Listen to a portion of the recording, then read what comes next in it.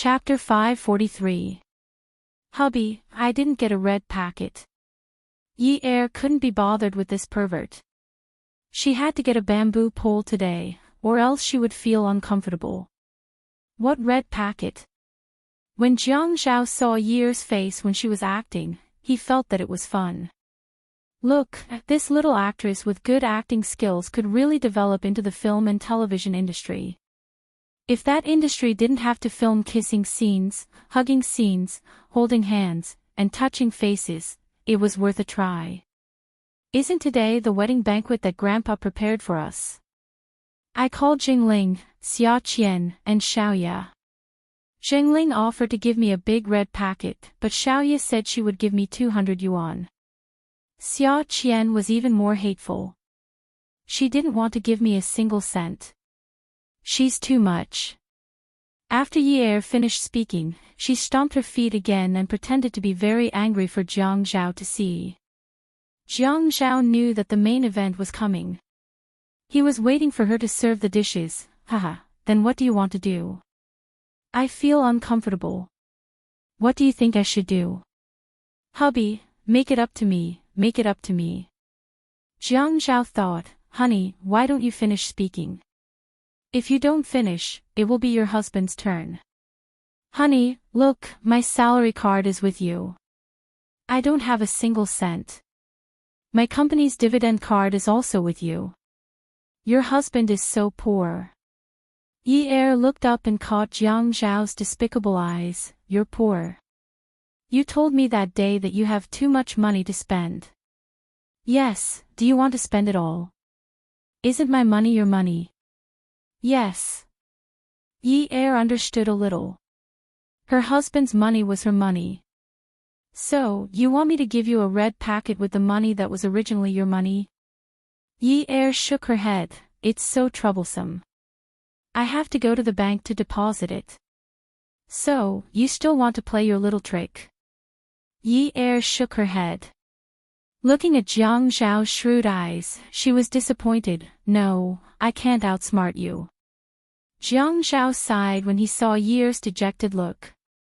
He thought for a moment and immediately hugged his wife sneakily, saying, So, let's go ask someone for a red packet now and deposit it into our little treasury. What do you think?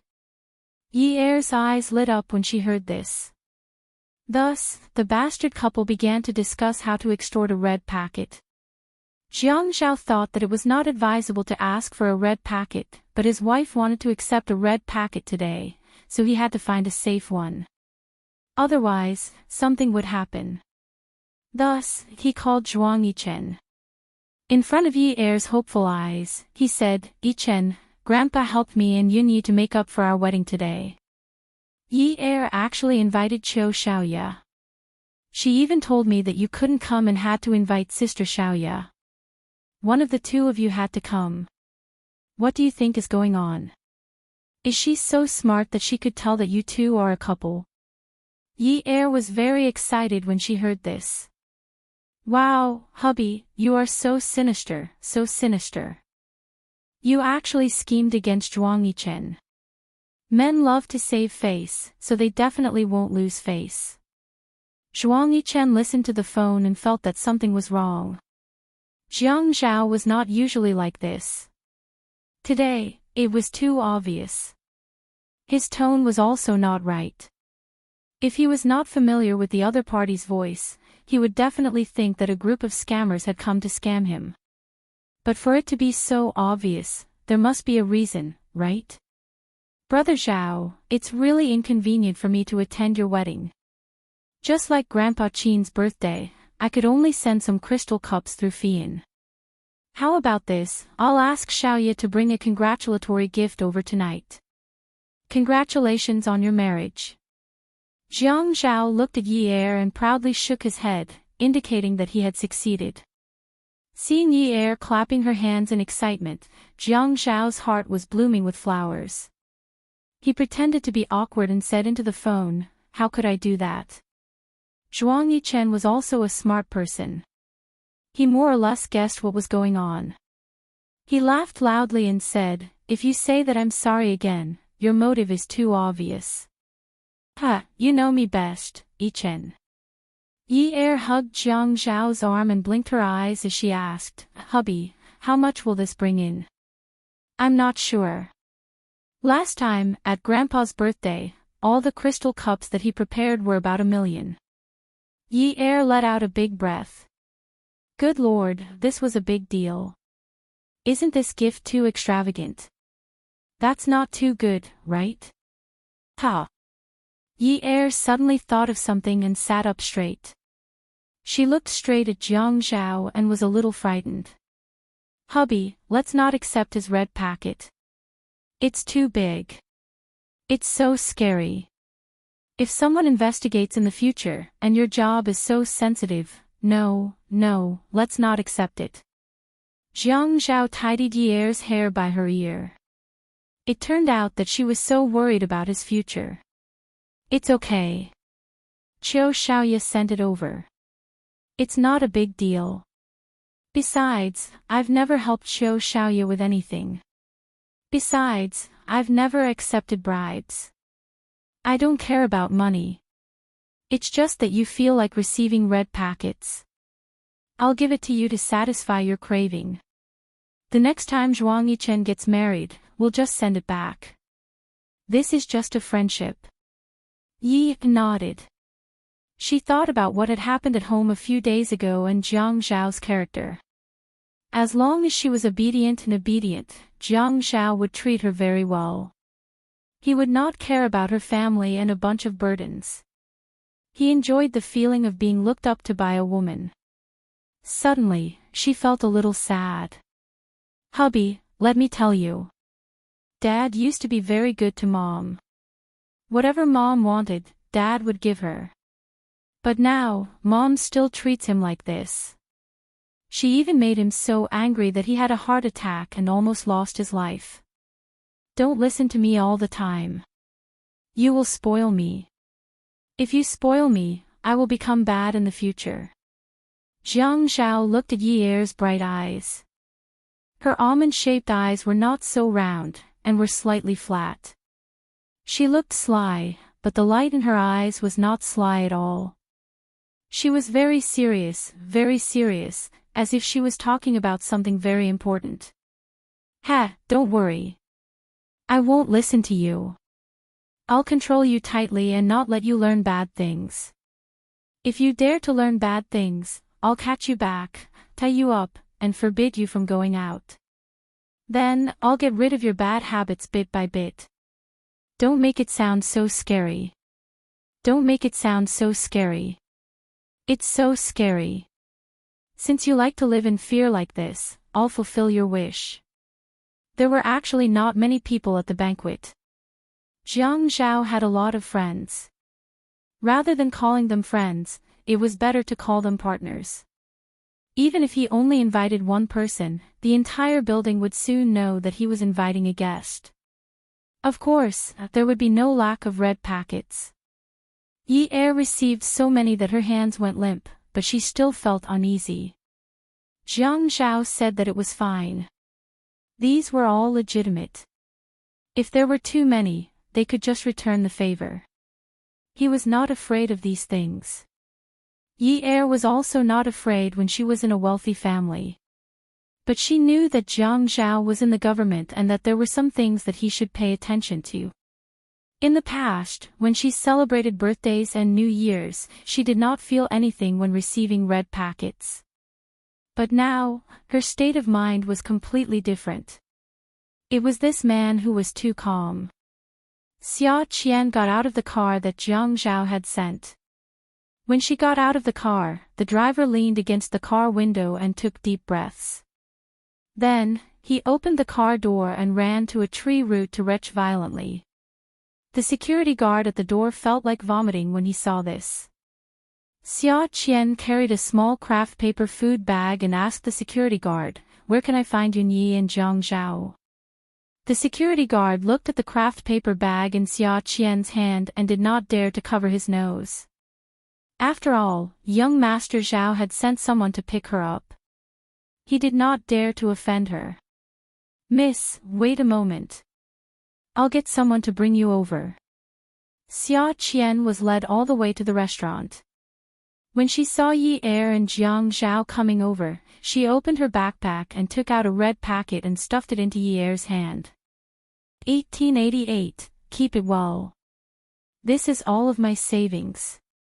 Luckily, my sister is usually generous to me. Otherwise, 188 is not a small amount. If you dare to think that it's too little, we'll break off our friendship. I made a bad friend.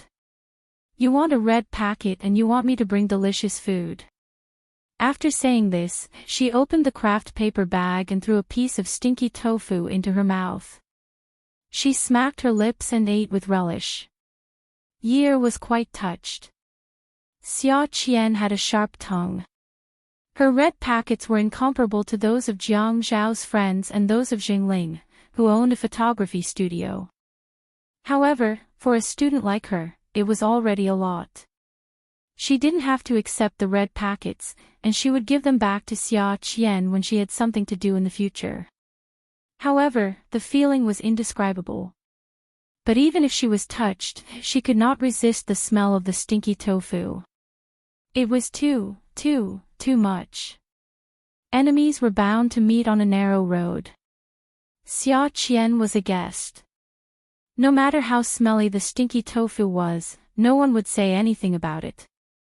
After all, educated people knew how to respect others, even on the surface.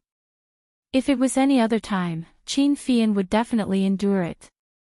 After all, stinky tofu was also a type of food, and no one could stop anyone from eating it. However, this piece of cement was not pleasing to his eyes, and he was even invited here. Wasn't this a bit too unlucky? He exaggeratedly pinched his nose and began to vomit. It's too smelly, too smelly. Then he looked at Xia Qian. Have you not bathed in a few years? Why are you so smelly? Xia Qian was an idiot, but she was not really an idiot. It was just that at first glance, her expression and the way she did things were very idiotic. It was Yi Er who asked her to bring her favorite food. She was an idiot and should not bring her favorite food at such an occasion. This was because although she worked in the media industry, all the stinky girls in her dormitory liked to eat stinky tofu. As long as the stall on the roadside started to sell oil, all the stinky girls in her dormitory would go and do a big job. Therefore, in her mind, stinky tofu was a good thing. It was a delicious thing. She had temporarily forgotten that stinky tofu had always been a taboo in such a prestigious and wealthy family. Later on, she also noticed everyone's expressions. However, since she had already come in, if she were to lose it, wouldn't it make her seem like she had no integrity? Was the food that rich people ate high-end food? Besides, her sister did not say anything. Although there was no need for Xia Qian to stand up for Yun Hongwei, Jiang Zhao knew that Xia Qian and Yi Er got along well. Xia Qian was also a guest invited by Yi Er. Regardless of the size of the red packet, it was still Yi Er's face. If Qin Fian gave Xia Qian any face now, then the one who would lose face would be Yi Er. If Yi Er lost face, it would be the same as losing face for Jiang Zhao. Fian, Miss Xia is a guest. Qin Fian pretended not to hear. Last time, he was called a woman by this woman. Today, he was called a Japanese. Faced with Qin Fian's ridicule and knowing that Jiang Zhao wanted to help her out, Xia Qian did not accept it. Brother Zhao, just eat properly and take good care of Yi Er. Xiaoye didn't take Xia Qian seriously at all. She even chatted with Yi Er as if Xia Qian wasn't her younger sister at all. She had the attitude of a little scattered immortal who would fend for herself if there was a war. However, Yi Er completely understood her attitude. She tugged at Jiang Zhao. Hubby, don't worry about them. Let's eat our food. I'm almost used to that smell. Welfare, Xinwu 799. Chapter 544. Jiang Zhao nodded. He couldn't do anything about it even if he wasn't used to it. At most, he could ask Yi Er to make some supper for him at night. He wouldn't starve anyway. Xia Qian walked to Qin Fian's side and opened the craft paper bag in her hand. She used a thin bamboo stick to pick out a small piece of stinky tofu with some chili on it. She picked it up and placed it in front of Qin Fian. It's not that I haven't showered. I shower every day. If I don't shower, I can't sleep. So the smell you're smelling naturally can't be my body fragrance. This is the delicious stinky tofu. Do you know now? Young Master Fian. Qin Fian wanted to vomit. The smell was even stronger. She still had the nerve to say that not showering for a long time was her body fragrance. What was face? Just as he was about to slap the stinky tofu in front of him away, the woman had already thrown the stinky tofu she picked up into her mouth and started eating happily. Heavens, such a smelly, disgusting thing, and she actually threw it into her mouth. Jiang Zhao looked at Qin Fian's distorted beautiful face and wanted to laugh. However, he felt that with so many colleagues around, if he laughed, it would damage his image. But if he kept pretending to be serious on the outside, he almost suffered internal injuries from holding it in. Yi Er also felt that this kind of performance was too loving. To be able to see Qin Fian's beautiful face contort into all kinds of unexpected expressions, this was really a rare occurrence. Xiaoye said softly, Yi Er, let me tell you, you have to hold it in. There should be an even more exciting performance. Xiaoye had just finished speaking when Xia Qian suddenly threw the bag of skewers on the table. She lightly jumped and hugged Qin Fian's neck. While Qin Fian was unguarded, her small mouth forcefully pressed against his and started to nibble. This nibbling was really good. It wasn't like kissing, it was more like rubbing the tofu residue in her mouth onto Qin Fian's mouth. She was just wiping, but this woman's tongue still went into Qin Fian's mouth. Qin Fian was already dizzy from this disgusting feeling. He couldn't stand properly and fell backwards. The woman hugging his neck couldn't be pushed away. But that wasn't the point. The point was that she had eaten stinky tofu. Her mouth, that stinky tofu, was trying to pry open his mouth. Xia Qian used the power of the stinky tofu to press Qin Fian to the ground. She leaned on his body and kissed him. Qin Fian's face was full of saliva. Qin Fian was anxious. At this time, it was useless even if he was strong. Before he could move, Xia Qian shouted, "A gentleman uses his mouth and not his fists. Why are you touching my breasts? You." Qin Fian's face turned red. "No. One more kiss, handsome." Xia Qian was an idiot. That was because she didn't treat Qin Fian as a man. She felt that kissing Qin Fian wasn't a loss. Because Qin Fian wasn't a man. They were like this now. At most they could be considered good sisters. Qin Fian felt very strange. What was going on today? No one came to pull him away. There was a reason why no one pulled him away. Old Master Qin stood up and gave everyone a look. No one was allowed to move. He laughed sinisterly in his heart. This girl wasn't bad. If she forced Fian, would she have a grandson to hug? So many people gathered here. It wasn't very convenient, right? But how should he say it, to send these people away? Qin Rongfang glanced around. Everyone knew to lower their heads. Jiang Zhao also felt that this was an interesting show. Today's wedding banquet was too interesting. He didn't bring any equipment. When he turned around, he saw Qiu Xiaoya sitting beside Yi Er taking a video with her phone. She wasn't the only one taking a video. Many people were doing the same. He glanced at Grandpa. He was just letting him do whatever he wanted. Alright, Grandpa must feel that Fian was being pressed to the ground by a girl covered in stinky tofu. Using a mouth covered in stinky tofu foam to bite Fian's mouth, it was better than Fian saying that he was gay, right? Could this be the legendary, when things reach an extreme, they will move in the opposite direction? Xia Qian's looks were not bad. But with this kind of character, could she really satisfy Grandpa? Alright, Grandpa must now feel that as long as she was a woman, she could move, she could give birth. Qin Fian had more or less gotten used to the stinky tofu's dizzying and breathless smell. He suddenly had strength. Anyway, the woman on top of him was a piece of cement. He didn't need to be gentlemanly. Today, he threw all his gentleness to the heavens. But when he forcefully pulled away the woman's hand, the woman suddenly shouted, "Wah, you have chest muscles." Pfft. Everyone at the banquet table spat out their wine. Qin Fian couldn't control himself. His hand went limp. The woman hugged him tightly again. "You have chest muscles. I'll reward you with one." "Great. Come, kiss me again." Mwah. The salivating stinky tofu mouth bit him again. "Get lost." Qin Fian was already angry from embarrassment. "Wah, you have abs. You're really a cute bottom." Wah. Xia Qian was a media worker.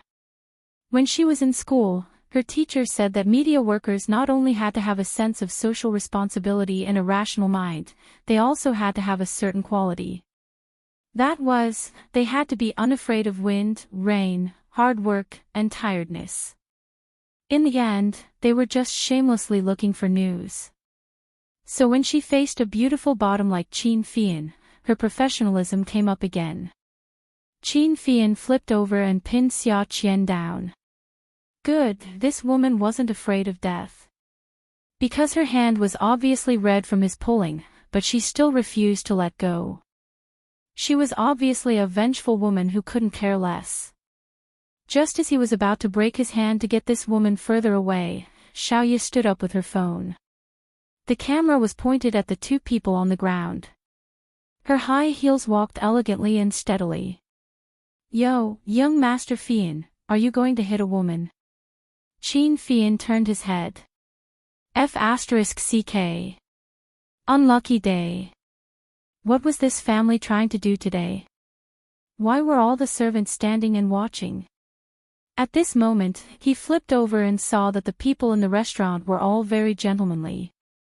They were all sitting in their seats and watching him make a fool of himself. When he saw his grandfather's shining eyes, he suddenly understood. Good, this family was waiting to scheme against him. He lowered his head and leaned over to Yi Er's ear and said, "I'm actually not afraid of men and women. There are too many people here. Why don't we find a quiet place to continue? Don't tell me you want to perform a live erotic scene in front of so many people. You don't say, your breasts look pretty good. I'll take a good look later." Xia Qian almost vomited because of Qin Fian's, "not afraid of men and women." She immediately let go and squirmed out from under Qin Fian's body.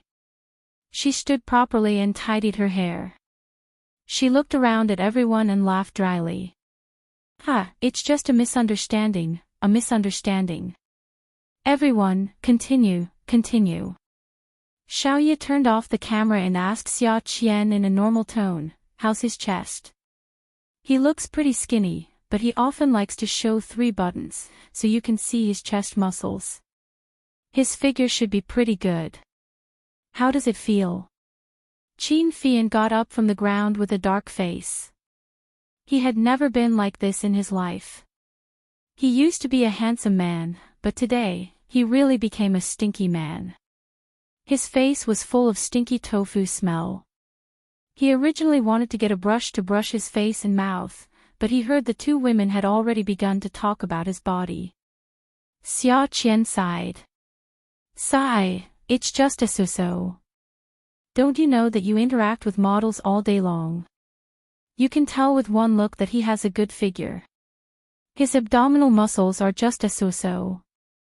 Bottoms are usually very weak, so it's normal that his abdominal muscles are not very developed. It's not a big deal." Xia Qian prayed in her heart. Buddha, I'm just kidding. His body is really good. His chest muscles feel so good. His abdominal muscles are like small squares. Wow, it's true. He's definitely a top, not a bottom. Don't blame me, don't blame me. Qin Fian swore to himself. Bitch Xia Qian, your good days are over. After tonight's banquet, you're no longer a guest of sister-in-laws. I can torture you to death in any way I want. Yi Er listened to the conversation and felt that it was really interesting. It was a very interesting topic. On the other side, Jiang Zhao grunted. She turned her head and saw it. Hubby. Is he angry? When they got home that night, Jiang Zhao ordered that they were not allowed to play with Zhou, Xiaoya, Xia Qian and the others anymore. Yi Er jumped up. Why? Ever since the incident with Xingling's mother, she did not dare to look for Xingling. She was traumatized and was afraid that Xingling's mother would not like her. If she went over, Xingling's mother would scold Xingling again. However, she felt that it was good to hang out with Xiaoya and Xia Qian. Xiaoya was a few years older, but she was also a very fun woman. Xia Qian was even more so. She was very happy to hang out with them. Why was she not allowed to play with them now? No reason. Anyway, we can't hang out together. Although Jiang Zhao felt that the drama was good, Xia Qian, Zhou, and Xiaoya were too lecherous. There were so many people, and they were openly talking about men's muscles. They even asked how it felt. They even noticed that they liked to loosen the 3 buttons. Could they still be called dignified women? Yi Er was not so open-minded. It was one thing to close the door and another to go out. After being with him for a long time, she would definitely be led astray. In the future, wouldn't she be staring at men's chest muscles on the streets? Jiang Zhao, there's no such person like you. You've gone overboard. Back then, you asked me to get in touch with Xia Qian and hook up with them. Now, you're not allowing me to do so. Jiang Zhao felt that this was a serious topic. His face darkened as he reprimanded her. Back then, you didn't marry me. Now that you're married to me, everyone in Haiqing knows that I, Jiang Zhao, will definitely get my father-in-law out. There's no need for Xia Qian anymore. Since there's no need for her, you're not allowed to hang out with them anymore. You're always fooling around all day long. You even find it interesting. Then what's interesting? What did they do to you? In his heart, Jiang Zhao had always treated Yi Er as a little girl. Especially after what she said at night, he was a little worried that she would be led astray. She was already very bad. She dared to drug men, take erotic photos, work at a nightclub, and even bribe a high-ranking official with sex. What else did she not dare to do? Fortunately, he was the only one she met from the beginning to the end. He was the one who saved her. But what if she was led astray by some indecent woman? Jiang Zhao tugged at the tie around his neck. After pulling it open, he threw it on the bed, took off his shirt, and walked towards the bathroom. Yun Yi, remember, the wife is the husband. Yi Er looked at Jiang Zhao, who was so arrogant, with his head held high and his chest puffed out. When he said those words confidently and leisurely walked towards the bathroom with his long legs, she wanted to transform into a beautiful female warrior and kill him. Forget it, if she killed him, she would lose her husband. Ad Hongcha 866. Chapter 545. Wife is husband. She had to listen to him. She didn't want to. But she was under his roof. The phone rang and the screen lit up. It was a call from Xia Qian. Ah. Did Xia Qian sneeze? She picked up. Hello, Qian Qian. Hello, Yi Er. Are you asleep? Yi Er felt that something was wrong. When did Xia Qian, that idiot, speak so gently and politely? She had never been like this since they first met. No, I'm just about to sleep. Why aren't you going to sleep? Are you going to skip class again tomorrow? Don't think you're so great just because you have a rich sister. You still won't be able to graduate. Let me tell you. Xia Qian's voice on the other end of the phone was rare and serious. She did not argue with Yi Er like she usually did. I just reached the dormitory and was about to sleep. Yi Er, I'm really sorry. Today was supposed to be your wedding banquet. As a friend, I should only give you my blessings, but in the end, it ended up like this. I was a little impulsive at the time. I have some grudges with that young Master Fian of your family, so I couldn't hold back. Xia Qian hesitated for a moment before continuing. I didn't think much of it at that time, but I kept thinking about it on the way back. I felt that I shouldn't have done that. I only cared about my own comfort and didn't care about the fact that you guys were the main characters today. I'm your friend, and I only embarrassed you a little.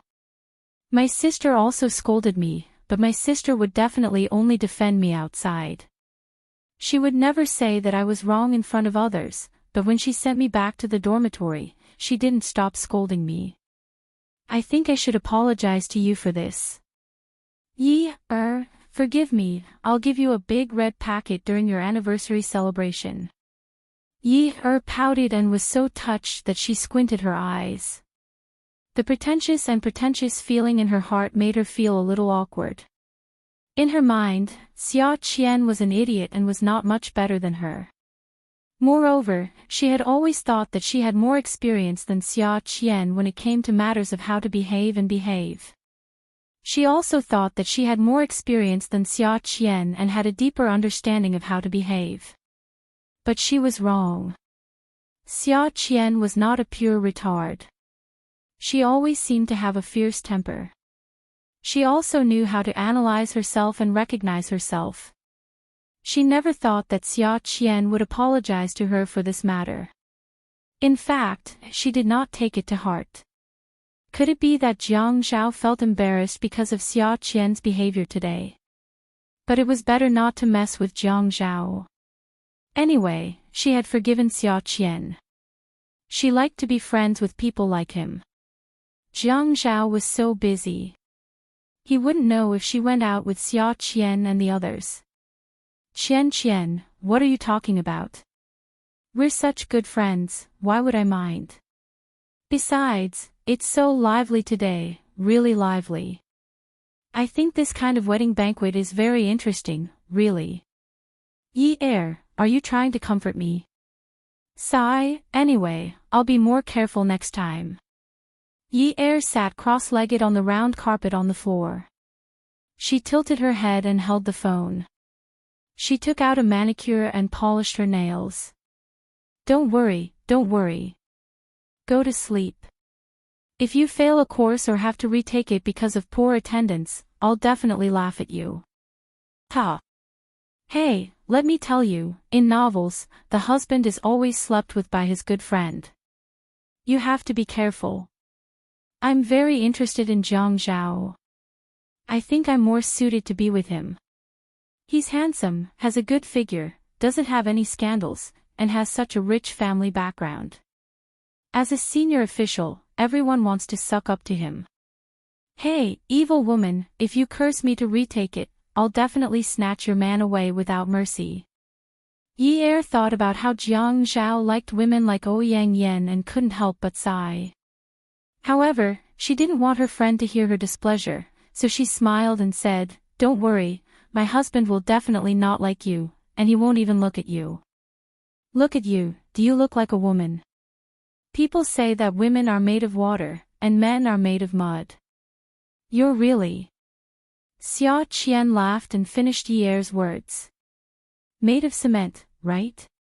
Ha, that guy Qin Fian actually said that I'm made of cement. That piece of plasticine is a little bottom, haha. Otherwise, I would have flirted with him. Yi Er said, Stop daydreaming. Hurry up and go to sleep.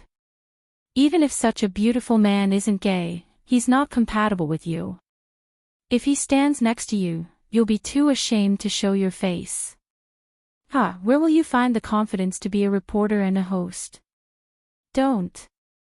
People in the media have to be confident. Don't worry, if I'm really given such a beautiful man, I'll definitely be able to make him obedient. I won't brag or daydream anymore. I'm going to sleep. Good night. Good night. After Jiang Zhao came out, he once again mentioned that he wasn't allowed to play with Xia Qian, Qiu, and Xiaoya. Yi Er responded and said okay. Anyway, the best way to avoid a war was to have one side argue for what was right and the other side compromise at the right time. And the one who was emotionally weak was the one who should compromise. Yi Er felt that she was the one who should compromise. Yun Hongwei's health had recovered. However, Yun Hongwei was still on parole for medical treatment, so he had to be careful of his influence. As he spent more time at home, Jiang Zhao hired a part-time worker to take care of the 3 meals a day and clean the house. He didn't stay at home at night. This way, Yi Er wouldn't have to worry about Yun Hongwei's daily life. Actually, Jiang Zhao didn't really like hiring a part-time worker to cook. He was fine with cleaning the house because Yi Er's cooking was very delicious. However, it was better if he was alone. Now that so many people were living together, he didn't want his wife to be like a nanny. That kind of feeling was very strange. Under Jiang Zhao's arrangement, Yi Er went to cram school to prepare for the college entrance examination next year. Since she was still young, studying was the best thing for her to do. The late autumn morning was beautiful because of the warmth of the sun. Zhao, I realized that I'm not used to school. No, you have to get used to it even if you're not used to it. You just don't like me. She knew that Ouyang Yan had a double master's degree. Well, then why don't you go even though you know? Can't you not dislike me? I can't. Why can't you? That wasn't how soap operas were written. Because you're uncultured. It's very scary. They were talking about this again. This was the same answer as last time. This time, it was the same answer. How am I scary? I'm so cute, so sensible, so gentle, so considerate, so virtuous. Yi Er wanted to continue speaking proudly, but she felt that the atmosphere was a little strange. There was no sound at all, not even a snicker. It was very strange. Hence, she looked at Jiang Zhao's half-smile. He's mocking her. He's mocking her. Go and *CK him. He actually dared to mock her. Yi Er stretched her shoulders and raised her eyebrows slightly. She looked out the window from the corner of her eyes. Outside the window was a sea of yellow and orange. One day, her flowers would bloom and bear fruit. She raised her chin confidently and turned back to look at the tall Jiang Zhao. She said shamelessly, I'm so pretty, so beautiful, so dignified, and so intellectual. How can I be scary? This person only exists in the heavens and is describing me. Don't you know how to appreciate me? Jiang Zhao was already dressed and ready to go to work. He was standing by the bed to talk to Yi Er about school and Yi Er helping him fix his suit. In the end, because of her behavior, he couldn't bear to leave the house. Yunyi, how can you continue to call yourself Yunyi? That name is as soft as cotton candy. Is it really suitable for you? Are you sure? Is there anything that I'm not sure about? When I dance, I'm like a cloud in the sky. It's light and beautiful. Yi Er decided to fight to the end. She was determined not to say that she was bad in front of her husband. She had to show him her good side. She was better than Ouyang Yan in many aspects. Her looks were inferior, her personality was inferior, her family background was inferior, and her education level was inferior. However, she could dance. She could dance many kinds of dances and had even won awards. Could Yang Yen know how to dance? Humph. Oh. Then why don't you dance for me tonight? Sure. Is there a reward? Reward? Of course there is. I've never been a stingy man. Okay. One reward. You go down and I'll go up. Your sister. Yi Er was excited and wanted to ask for a reward. For example, the two of them could go somewhere romantic and make up for their honeymoon. However, before she could say anything, she saw Jiang Zhao's perverted look appear again. She reached out and pushed Jiang Zhao downstairs. Hurry up and leave. Hurry up and leave. I don't want to see you at all. Jiang Zhao was pushed all the way down the stairs. When they reached the door, he couldn't help but laugh when he thought of Yi Er's changing expressions. He changed his shoes and bluffed, okay. Then I'll go on a business trip for a month. Yi Er's expression changed. She immediately took Jiang Zhao's briefcase with both hands and handed it to him. She poured it into his arms and said sweetly, "Hubby, come home early for dinner tonight. I'll cook something delicious for you today. I don't think you're used to Auntie's cooking." Jiang Zhao looked down. At this moment, he deliberately held back his laughter. "But you said you didn't want to see me." Yi Er looked up at the man and retorted, "What? When did I say that?" Jiang Zhao looked confused. "Just now, you told me to leave. You said you didn't want to see me at all." Yi Er stomped her foot and slapped Jiang Zhao's chest. She said in a resentful tone, "Nonsense. Hubby, let me tell you. You're a man. Don't slander me like this. You need evidence to back up your words. Do you have any evidence? She even said she would cook something delicious for you. How could you say that? It's so hurtful." "Evidence?" Jiang Zhao pursed his lips. "Oh. You're trying to make a false accusation." No. I just want to kiss my hubby." Yi Er tiptoed lightly and reached out to grab the collar of the man's suit. Her sharp mouth touched the man's lips. Mwah. She let go of the kiss very sweetly. Her slightly flat almond-shaped eyes curved into crescents. "Hubby, come back early. I'll go to the tutoring place today.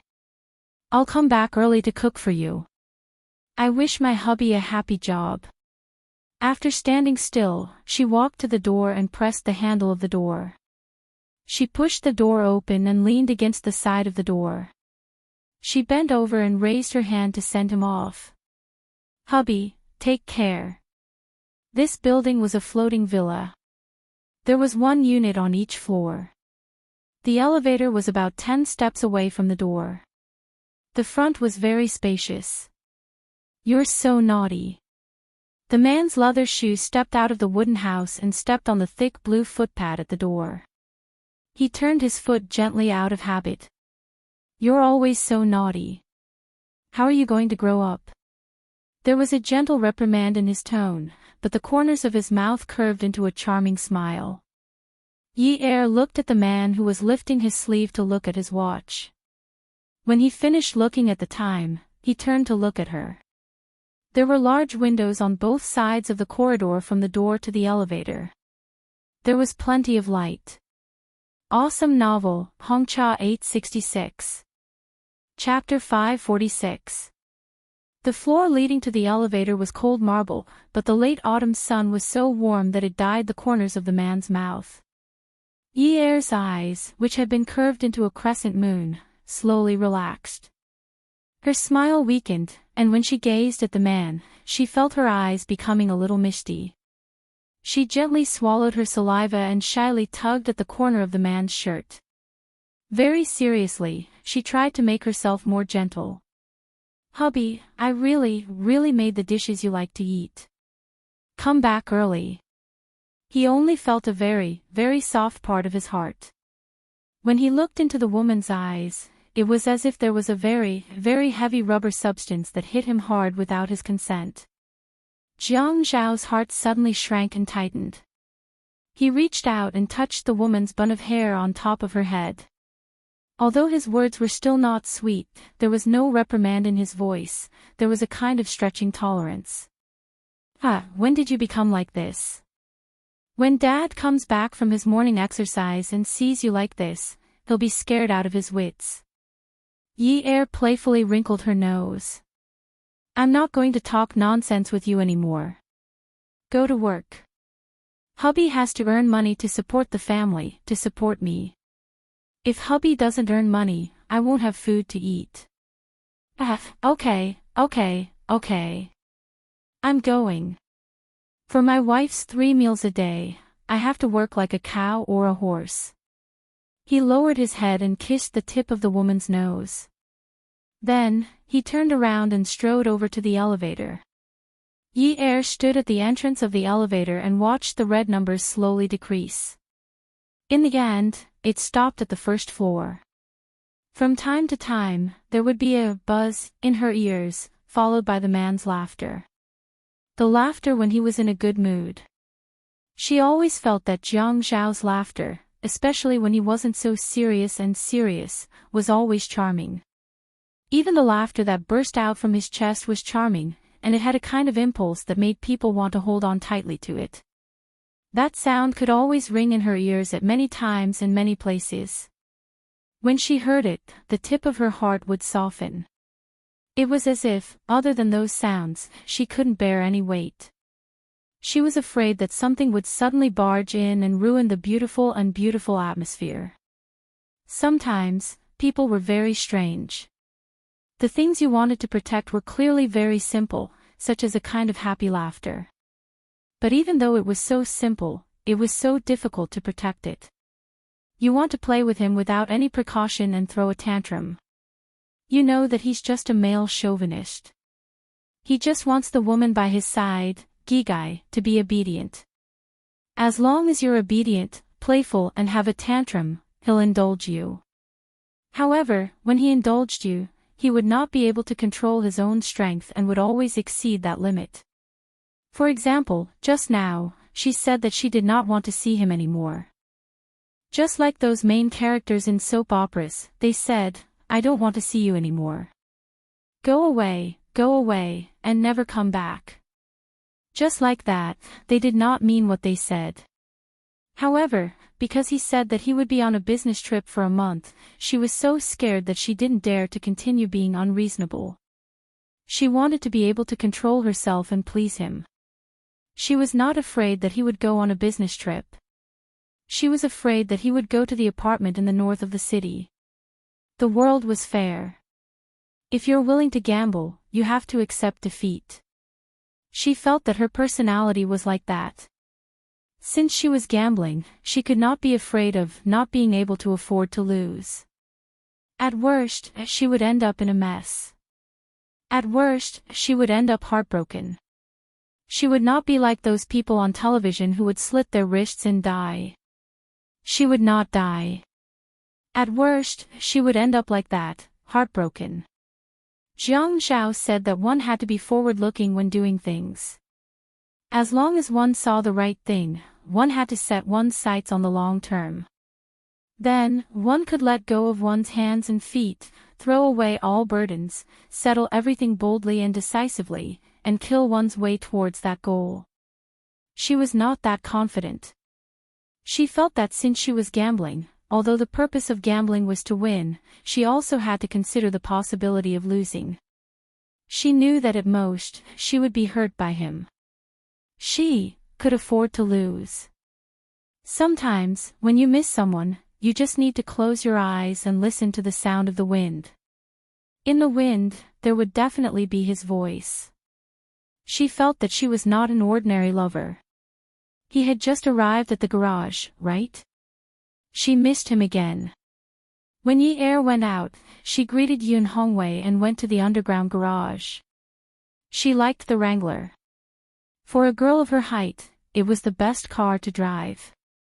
She had just pressed the lock on the car and then closed it again. She felt that it was not good. She wanted to go to the school to take a look.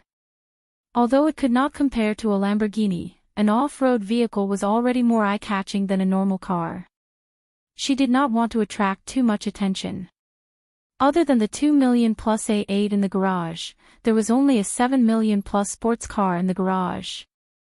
She knew that there was another car in the north of the city driven by the Ouyang Yen. She reminded herself not to keep thinking about the Ouyang Yen. As long as she was not caught in bed, she would not take these things seriously. She would just treat it as if she was lying to herself. She walked out of the garage and was about to call a taxi when she called Xia Qian. Qian, I want to go to your university. Did you go to practice outside today? If you're at school, we can have lunch together. Yi Er heard some noise on the other end of the line. Xia Qian's voice sounded like she was shouting. "Ah! Yi Er, your voice is too soft. I can't hear you clearly. Say that again." Yi Er raised her voice again and repeated herself. The 9th mansion was a typical building for the wealthy. It was the morning rush hour and many people were coming out. Some people looked at Yi Er and nodded gently with a smile as a greeting. The 9th mansion was not very big. There were not many people living there. Many people who appeared on the cover of the financial news and many rich second-generation heirs chose to live there. Yi Er smiled awkwardly. Others did not know her before, but now they knew that she was Jiang Zhao's wife. She did not care about her image and shouted loudly. Sigh, it was not easy to be the wife of a high official. Xia Qian finally heard her clearly. Ah! You want to go to our university? Do you really want to go back to university? Sure. There are many colleges in our university that are holding classes for high school students. Which college did you choose? What major are you majoring in? Hey, I bought a new car. Let me tell you, I'm near the 9th mansion. Wait for me, I'll come and pick you up. When Yi Er heard Xia Qian's excited voice, especially when she mentioned a new car, she felt like her tail was wagging to the sky. She bought a car. This girl was still a student and said that a bag of 1,888 yuan was all she had. Now she bought a car. Oh, the car had to be booked in advance.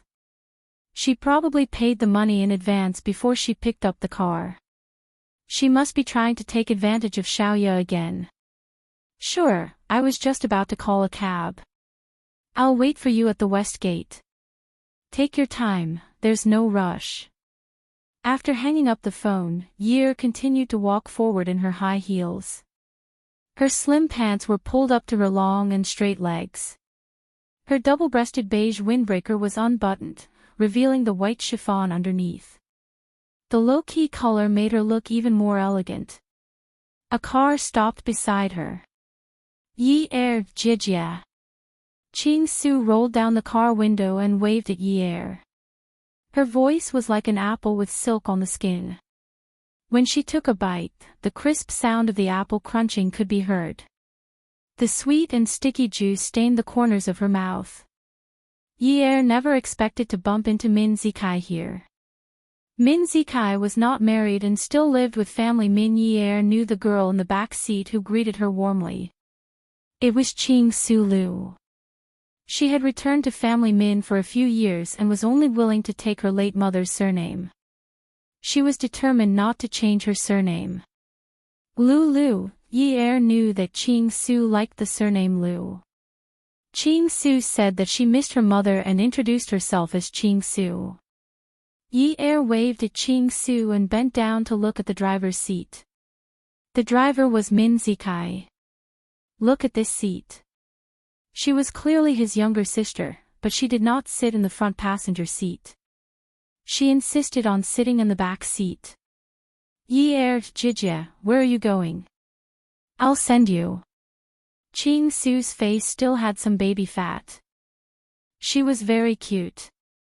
When she smiled, her face was like a pear. It was so sweet that one could not help but want to take a bite. Ha! Yi felt that she was the wife of a governor now and could not be too disgraceful. She had to maintain her image. Lulu, there's no need. I have a friend coming to pick me up. Do you live here? Yes, I live here. We're neighbors.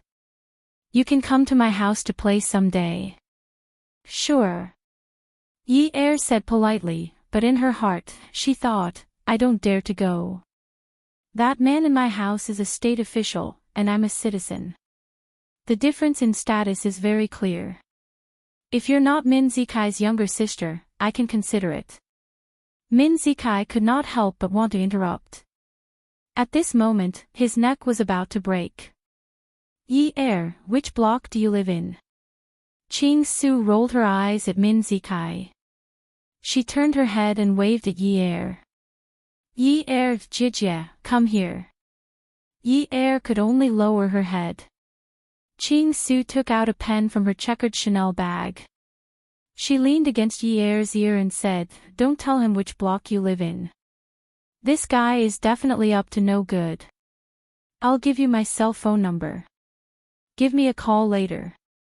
I'll give you something good next time. Without waiting for Yi to agree, Ching Su pulled Yi's hand and began to write numbers. As she wrote numbers, she smiled and said, the happiest thing for me now is that you're not my sister-in-law.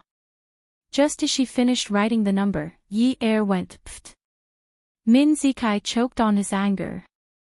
He turned his head and shouted sternly, Ching Su. What are you calling me? Ching Su's enthusiasm for Yi was gone. Her eyes were full of disdain and her tone was extremely harsh. Drive your car. Yi Jijie, remember. Ching Su made a phone call gesture and put it to the side of her face. Yi said, aha. She stood up straight and lowered her head. She waved her hand and said politely, goodbye. Ching Su slapped the back of the driver's seat and said fiercely, drive. Min Zikai felt a little embarrassed. After all, Yi was here. He gritted his teeth and said, Ching Su, Jijie, be careful or I'll teach you a lesson. Teach me a lesson if you dare. Be careful or I'll complain to your dad. Let's see who'll teach who a lesson first. Min Zikai looked at Yi from the rearview mirror and gripped the steering wheel even tighter. She used to like wearing suspenders, hot pants, and brightly colored clothes. Now that she was Jiang Zhao's woman, she could actually stand there so steadily. She didn't look like a girl who wasn't even 20 years old. He felt another slap on the back.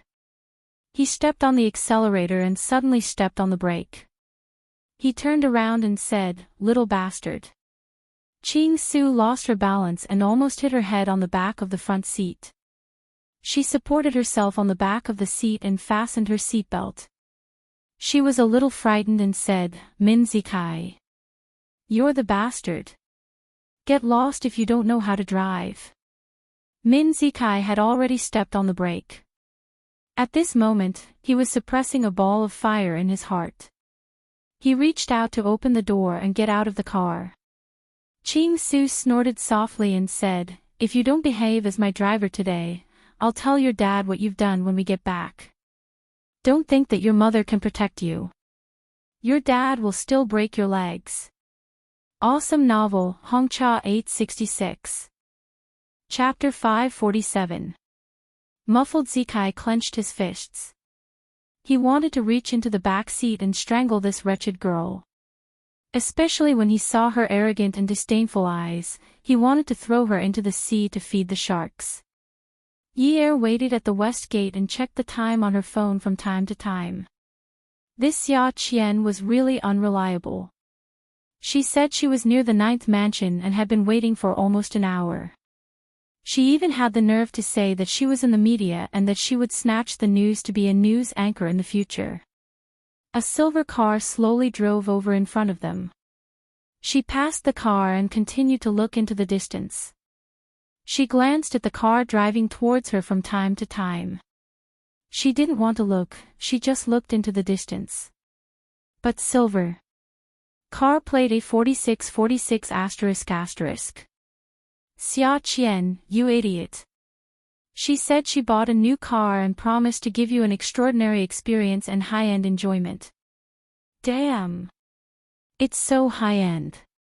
It's a regular model. Is this a new car?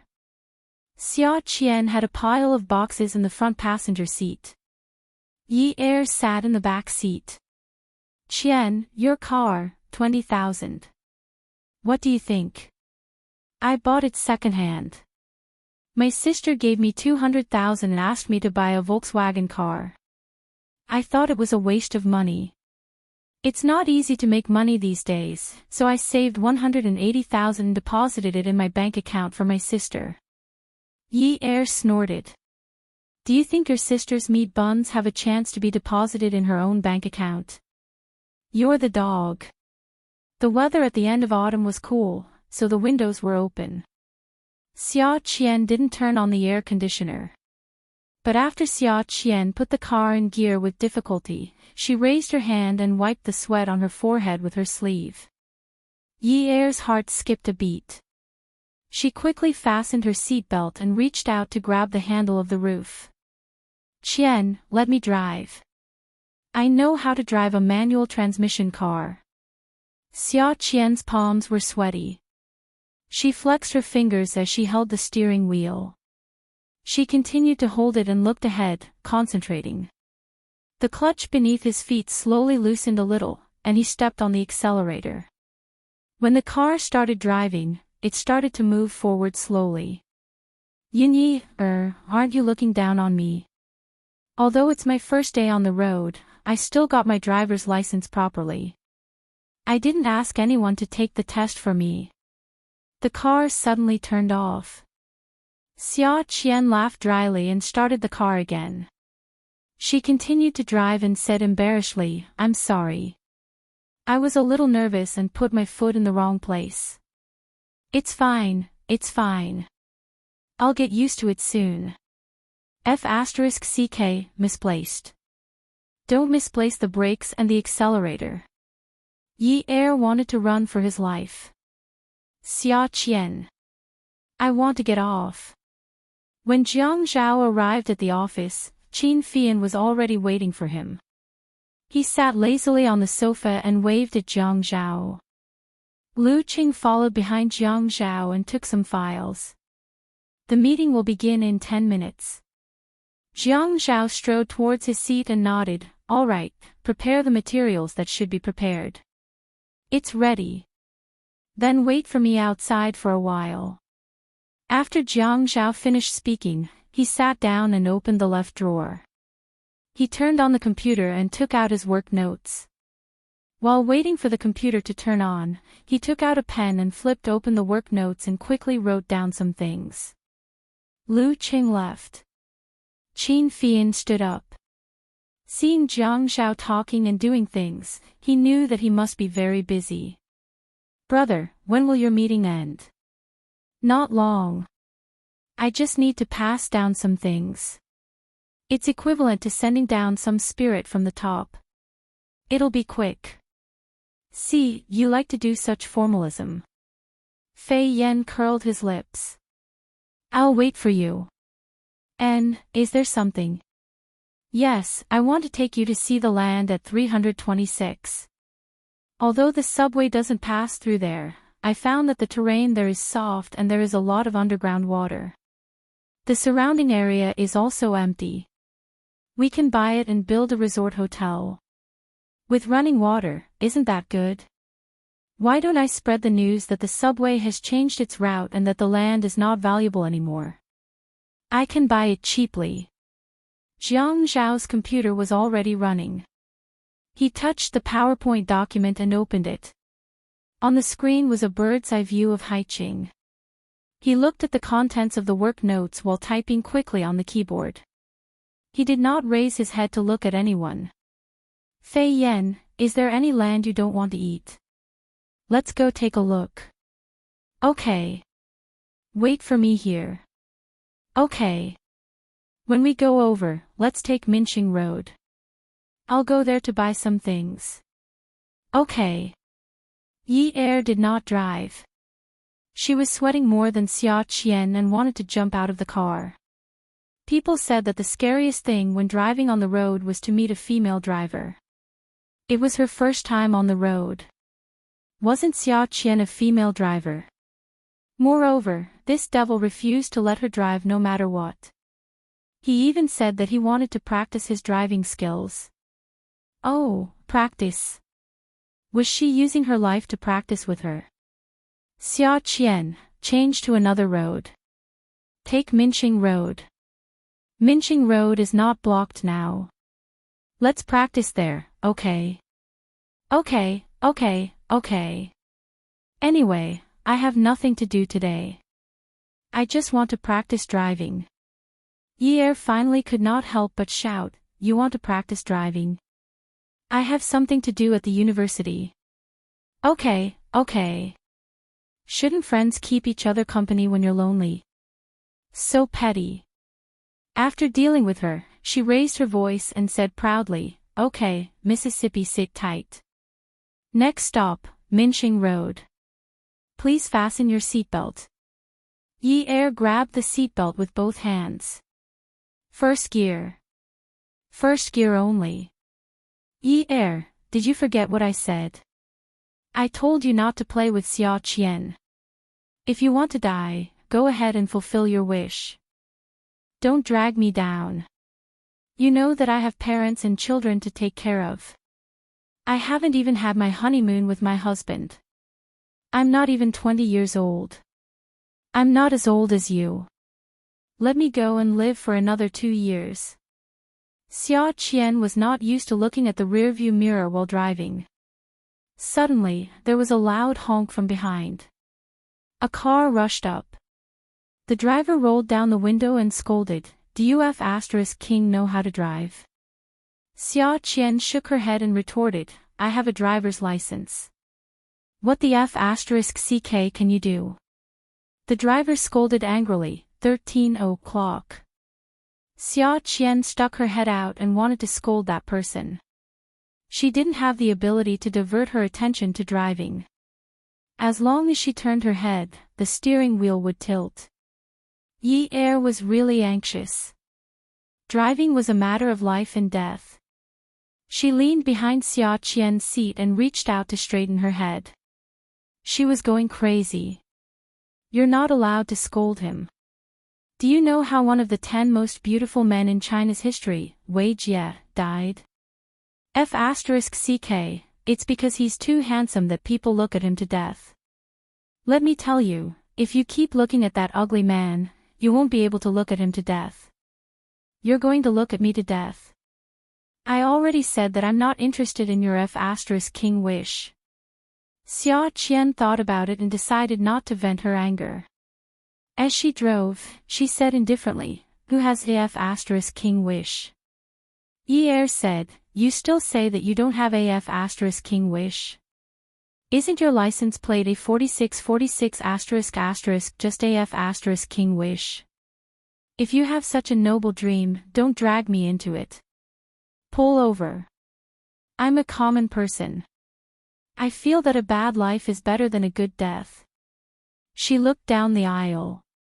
"No, once you get out of the car, I'll die of loneliness." "Who told you to change gears? Who told you to change gears?" "First gear." Yi Er saw Xia Qian step on the clutch and change gears and immediately stopped her. CK, Yin Yi, are you still my friend? Even if it's a normal city, you can still drive third gear. You even told me to drive first gear. Let me tell you, I can't afford to lose face like this. When I was in driving school, I could even change gears. You actually didn't let me change gears." Yi Er continued to go crazy. "If you want to change gears, wait until I get out of the car. You dare to change gears? You're not allowed to change gears now. You're not allowed to change gears. We're done." Xia Qian wanted to show off her car addiction. How could she show off now? She could only drive first gear. "Show off my ass." Okay, we're done. I agree. From now on, you drive your open road and I'll drive my sidewalk. Our paths are different. We can't make plans together. Yi Er sat back down beside the car door. Stop the car. I want to get out. In your dreams. Xia Qian immediately changed gears and the car sped up. I promised you to drive on Minxing Road and you still want to abandon me. You disloyal *tch. I want to be with you in life. Even if I die, I'll be with you.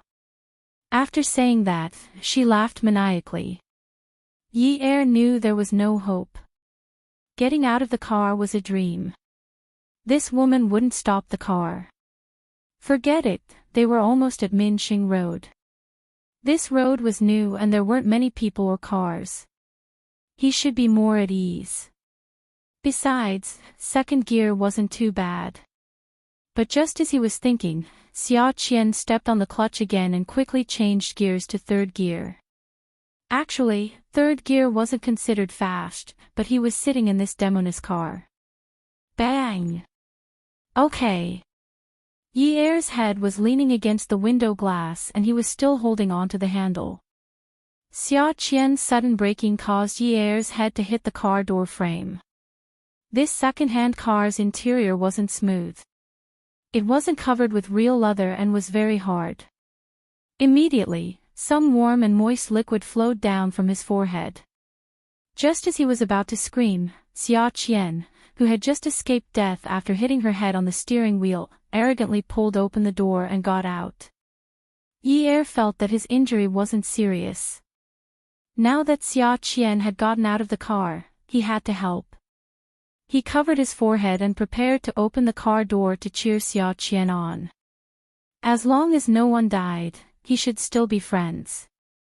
But just as his feet touched the ground, he saw a familiar car opposite him. That's not right. The person who got out of the car was also familiar. It was very familiar. It was Qin Fian. He covered his forehead with his hand and held it in front of his face. God! He quickly pulled his hand back. If Qin Fian saw that she was injured and bleeding, Jiang Zhao would definitely know. Jiang Zhao had said that he wasn't allowed to play with Xiaoye and Xia Qian. If Qin Fian told the truth, she would definitely be skinned alive by Jiang Zhao. Qian, forgive me. I'm a coward. And we're all acquaintances. Fian won't do anything to you. After thinking about it, he quietly closed the car door and hid his head like a turtle. Qin Fian's spectacles were on the bridge of his nose. He looked very refined. Xia Qian watched as the man walked over. He was so flirtatious. Although it wasn't too cold and most men were still wearing shirts and suits, this man was so flirtatious that he had 3 buttons on his shirt unbuttoned. A white shirt and a pearl pink suit. He was 2F** king flirtatious. He was obviously a flirtatious man, but he had to wear spectacles to pretend to be refined. This little bottom was really tempting. Xia Qian suddenly became interested in the top behind this little bottom. His taste was really good. It was such an ecstasy to get such a beautiful bottom. Qin Fian didn't want to get out of the car at first. There was a driver. But when he saw the familiar car owner get out of the car aggressively, he suddenly had the determination to teach her a lesson. Once the wedding banquet was over, he wouldn't have to give her face anymore. Beauty Novel, Hongcha 866. Chapter 548. Looking at Xia Qian's increasingly wretched expression, he could vaguely guess what she was thinking.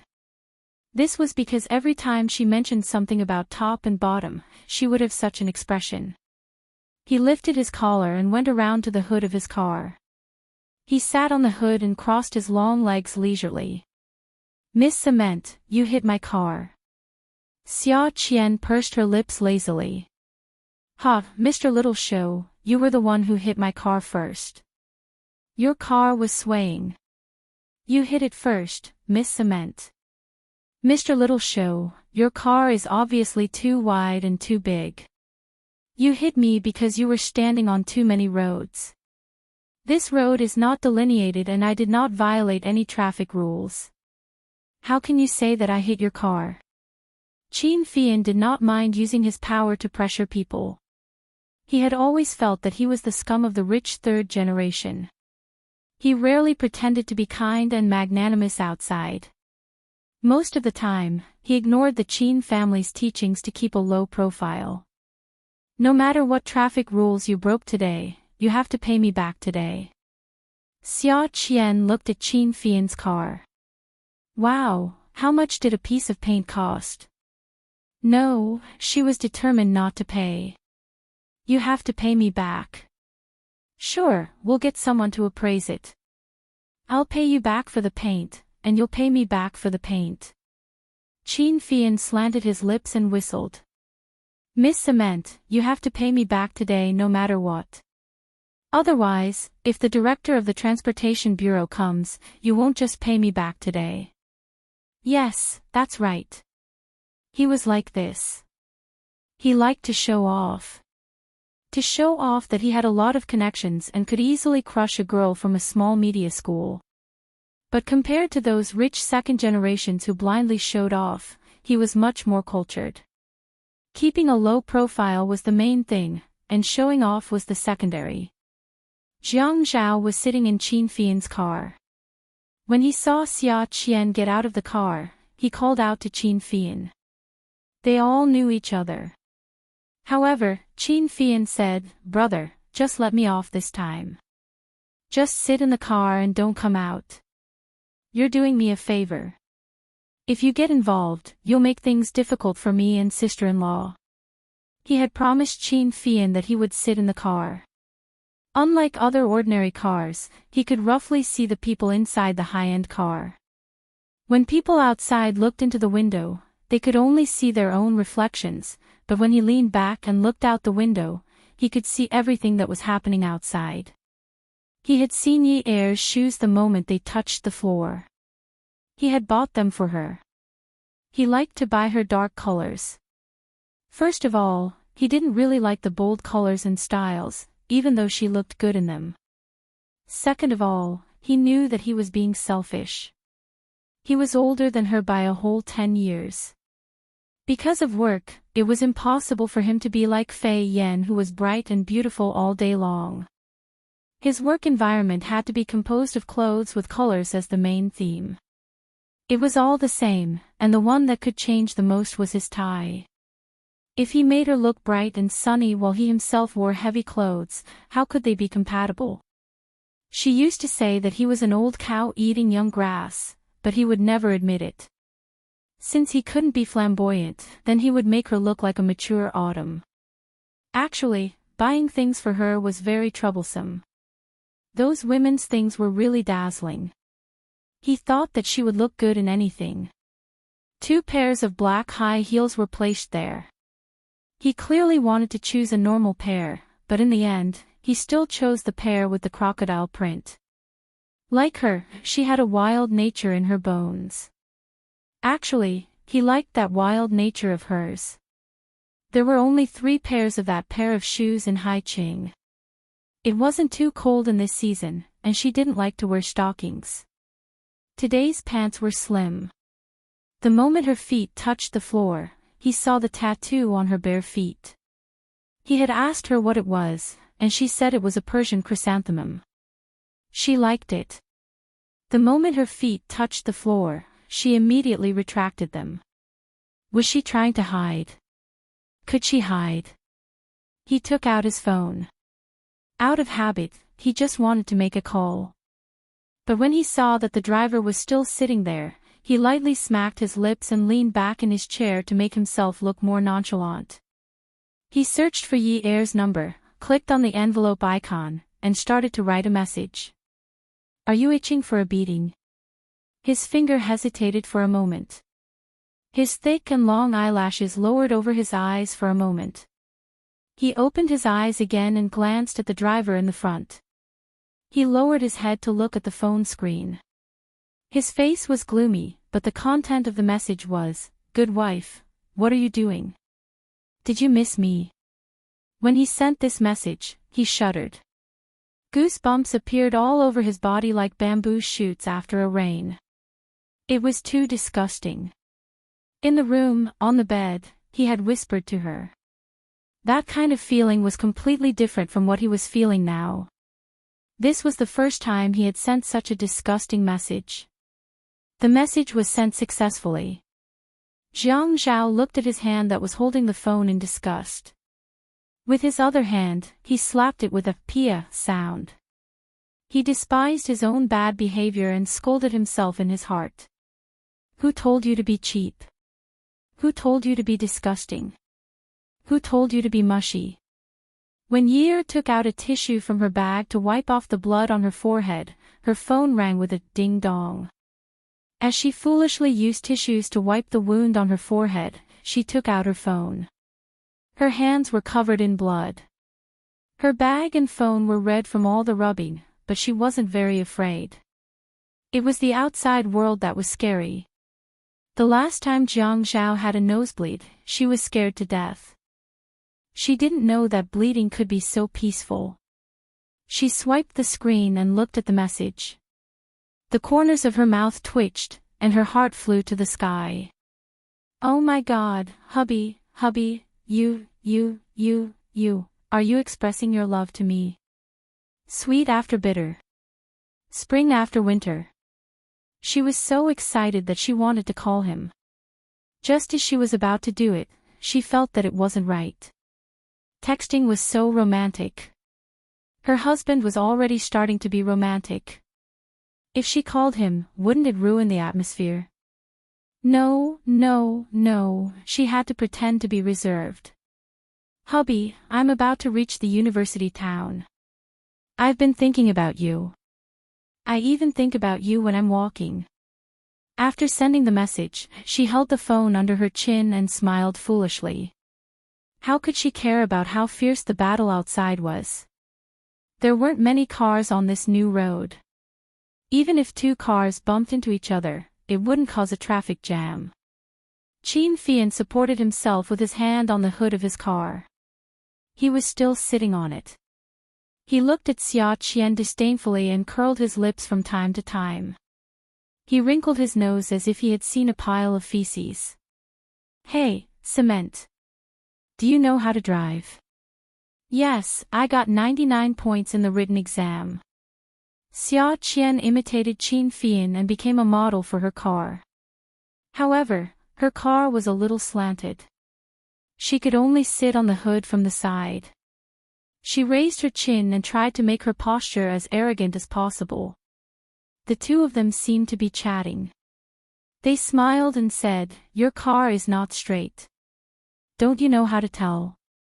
Of course I know how to tell, but now I think it's your car that is not straight.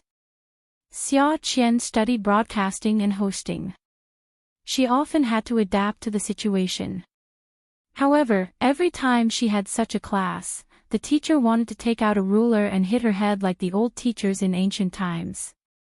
Because she always talked nonsense when she couldn't win the argument. Oh. Qin Fian's phoenix eyes were very beautiful. At this time, he took off his glasses and looked very charming. Looking at Qin Fian's appearance, Xia Qian was lustful again. Thinking that he was a bottom, she sighed and said calmly, "When I sit in the car, I think my car is straight. When I sit in the car, I see that your car is not straight." Qin Fian held the glasses with one hand and still supported himself on the hood of the car with the other hand. He had to think about it. This woman was impossible to reason with. He even wanted her to apologize. Okay, call the traffic police and let them deal with it. It's right to let you retake the exam and get 99 points. Because the reason you got the last point wrong is related to how the car is considered straight. Traffic police. Xia Qian knew that there was a problem with her skills. When Qin Fian mentioned the director of the traffic bureau, she was actually a little panicked. Although she knew that she had her sister's protection and she didn't need to be too afraid, she was still afraid of causing trouble for her sister. You can't even win an argument with a woman.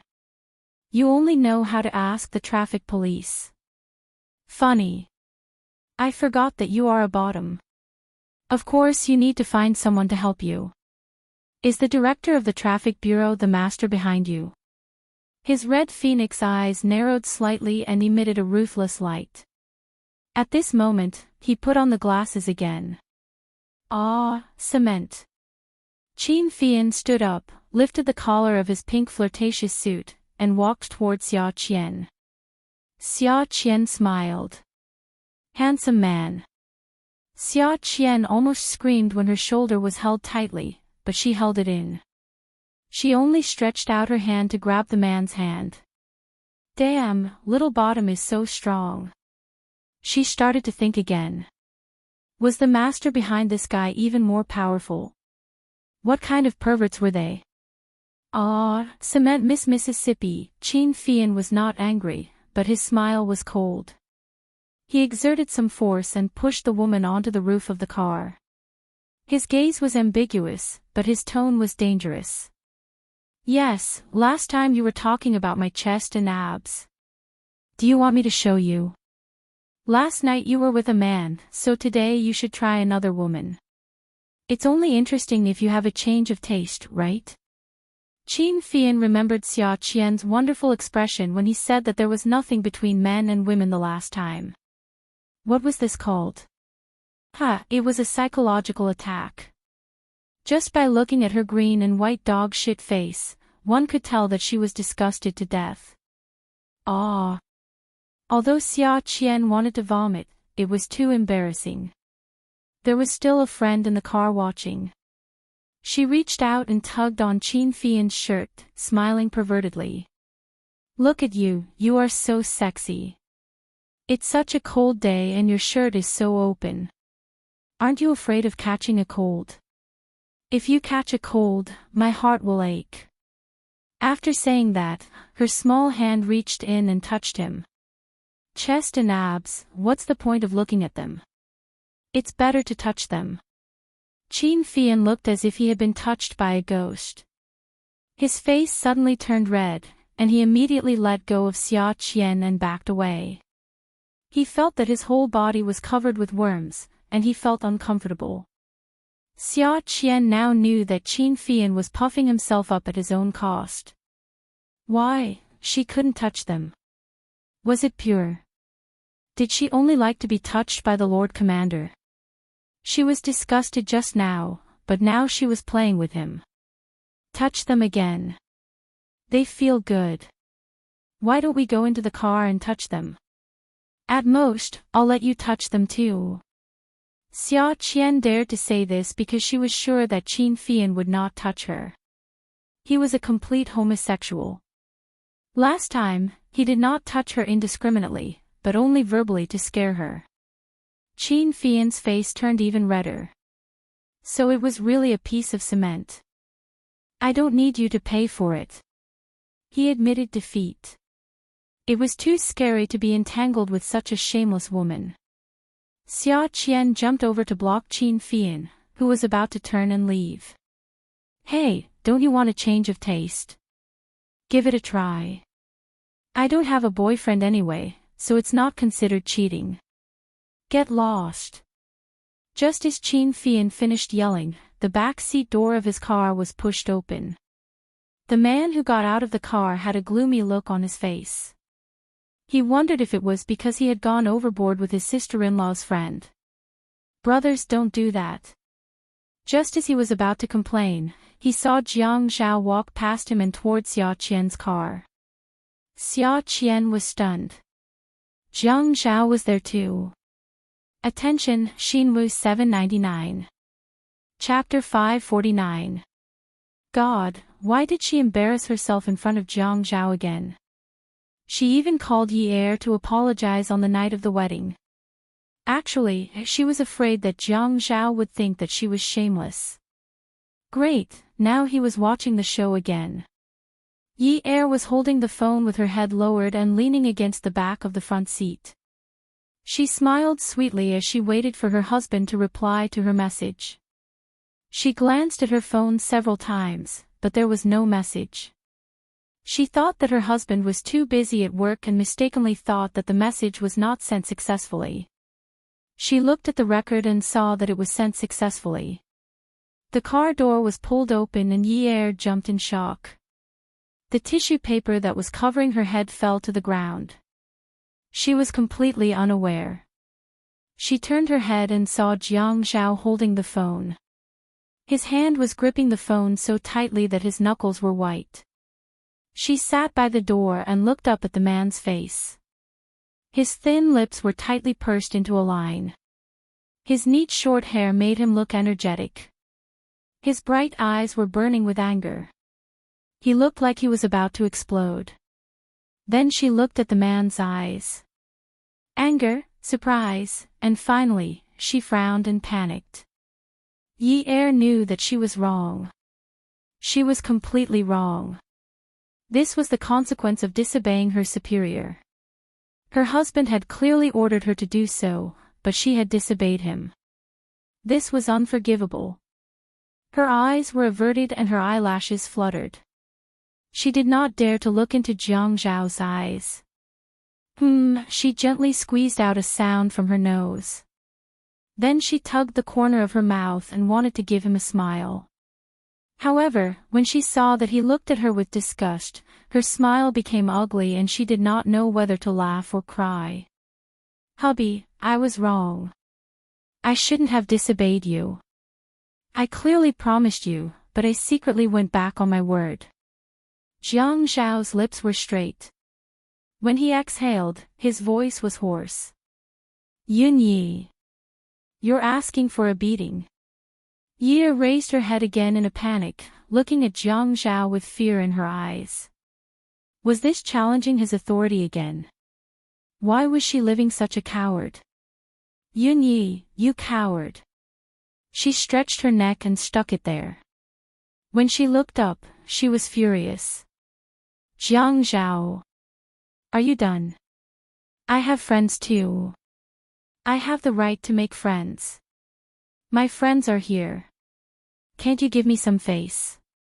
If you want to be angry, can't you talk about it when we get home? Even if I don't listen to you, can't you leave me some leeway outside for the sake of our relationship as husband and wife for the rest of our lives? When have I ever been rude to you? Every single time, I've been bothering you. Yi felt that she was good at pleasing people, but she was not as good at quarreling as Xia Qian. Sometimes, she was envious of Xia Qian for having an older sister like Xiaoya. Just because her younger sister said that she wanted to experience life, Xiaoya would take her to a nightclub to find gigolos. Her younger sister had provoked a rich young master outside. She had provoked him to her heart's content. She had provoked him to the point where she was about to be put on the spot. An older sister had stood up and said, "Young Master Fei Yan, are you trying to hit a woman?" She wanted to help her out. His nose and eyes responded. She deserved it. She was still a child at 17, but she had to be a father and a mother. Now that she was married, she had to live her life carefully. How could she be such a coward? Jiang Zhao's chest started to rise and fall violently. You're still in the right. Yun Yi, are you still in the right? He bent over and extended his arm towards Yi. Yi saw Jiang Zhao's outstretched arm and instinctively resisted. She slapped it away and retreated, complaining, "Jiang Zhao. I'm not going with you. If I go with you today, I'm a coward. Let me tell you, if you embarrass me like this in front of my friends, I won't live with you anymore. You're too much." Jiang Zhao didn't care about that. He was tall. Even Yi felt uncomfortable sitting in the car, let alone someone of his height. He stuck his head into the car and grabbed the car door frame with one hand and reached out to grab Yi with the other. The girl still tried to avoid him. She knelt on the seat and grabbed Yi's hand to drag her out. Yi saw that Jiang Zhao didn't answer her at all, and his face was full of anger. Ever since the two of them got together, she rarely saw that bronze-masked face. Sometimes, she even forgot how he looked like when she went to the Qin palace to threaten him back then. Now that she thought about it, it was like that again. This man was like a top-notch ancient sword. He still had those exquisite patterns, he still had such a noble origin, and he still had such a high value. Now that the sword was out of its scabbard, he wanted to kill her. Because she saw the anger in his eyes growing stronger and stronger. Yi Er was angry and scared. At this time, Xia Qian was also frightened. Oh no, is Jiang Zhao angry? It's fine if I cause trouble, but what if I implicate Yi Er? She glanced at Qin Fian. Qin Fian frowned and asked softly, why is my sister-in-law in your car? Hey, don't talk about it. They're about to fight now. Why do you care about that? Qin Fian scolded Xia Qian. It's all your fault, you troublemaker. F***ck. Xia Qian really wanted to fight with Qin Fian again, but now wasn't the time to settle personal grudges. She walked behind Jiang Zhao and patted his shoulder lightly. Brother Zhao, Qin Fian almost vomited. This woman made of cement was actually so polite. Xia Qian was about to shout again, but Jiang Zhao had already backed out of the car. When he looked at her, his eyes not only saw her, but also saw someone holding a knife, ready to chop her up. His gaze was frightening. She was so scared that she took a step back and shouted softly again, Brother Zhao, Yi Er, she stuttered. Xia Qian. Jiang Zhao didn't care about his image anymore. He reached out and clamped down on Xia Qian's shoulder. He gritted his teeth. Xia Qian. Don't think that just because you have Xiaoyu protecting you, you can cause trouble all day long. Xia Qian gulped. Men can't be like this, right?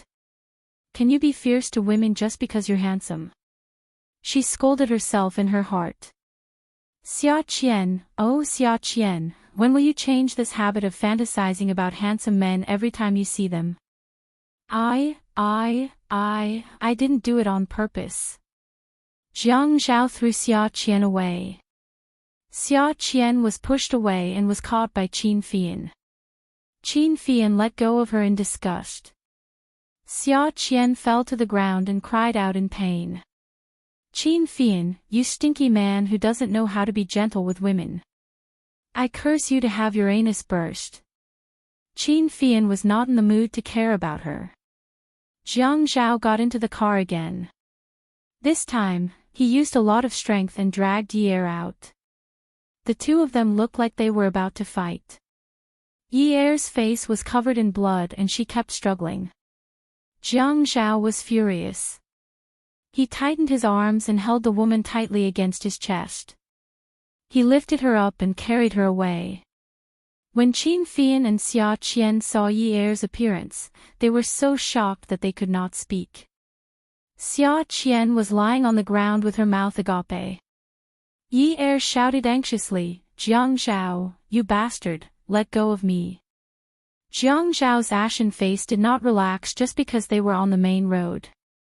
However, this place was too remote, and there was still a distance before they could reach the populated areas of Minxing Road. Yi Er was being dragged and carried by him, and Yi Er was struggling, making it difficult for him to carry her. At this moment, he squatted down and flipped Yi Er over onto his lap. He raised his hand and slapped Yi Er's buttocks twice. Pia.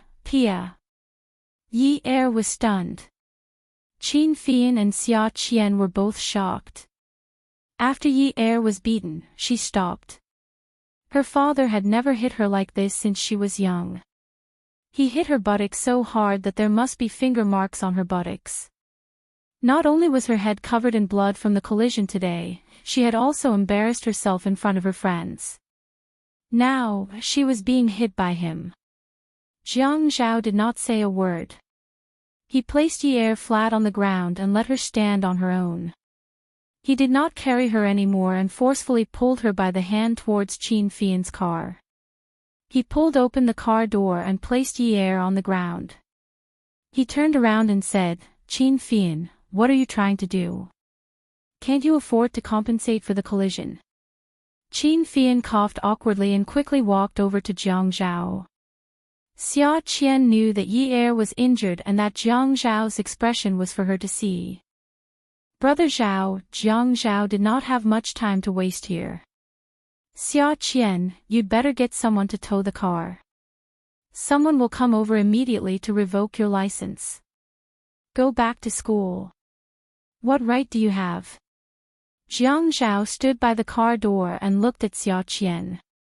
His eyes were cold as he said, you don't have to go back to school. I've already asked the driver to take a picture of the location of the collision. I'd like to see if Qiu Shaoye dares to come out and compensate you. Xia Qian saw that Jiang Zhao was about to get into the car and chased after him. Hey, don't be like this. Let's not talk about the license first. I'll take Yi Er to the hospital. Don't meddle in her business. From now on. Jiang Zhao said in a deep voice, if you dare to ask Yi Er to sit in your car again, Xia Qian, I'll make sure you never get a driver's license for the rest of your life. Try me if you don't believe me. Jiang Zhao got into the car and closed the door. Qin Fian got into the front seat and closed the door as well. Yi Er had been beaten up and felt very wronged. She shrank into the other corner of the car door and bit her lip. She looked out the window and the blood on her forehead lessened. She didn't want to see Jiang Zhao, that tyrant. Jiang Zhao told the driver the address of the private hospital and asked if there was a first aid kit in the car. The driver took out a first aid kit from the front drawer. It was not as complete as the one at home, but it had alcohol, sterile cotton, and gauze. Qin Fian turned to look at Yi Er and asked kindly, Sister-in-law, are you dizzy? Don't call me sister-in-law. Shut up. Yi Er and Jiang Zhao's voices were not soft. Qin Fian saw that the two of them were mocking him at the same time and sighed. His eyes flashed innocently. God, I can't afford to offend you. You're too fierce. Yi Er continued to look out the window. Jiang Zhao was so angry that he didn't even have the energy to scold her. If he hadn't seen the small wound on her forehead when he pulled her away, he would have torn Xia Qian apart. He dabbed the sterile cotton with alcohol. Come here. The woman tilted her head even more and ignored him. She had had enough. He actually hit her. She liked him so much and thought about him all the time. He actually hit her. They hadn't even lost and she couldn't stand it anymore. I told you to come here. He reached out and grabbed the stubborn woman's chin. Just as he was about to pull her towards him, he realized that the woman was glaring at him fiercely. The whites of her eyes were red and watery, but there were no tears. She was biting her lips tightly and trembling a little.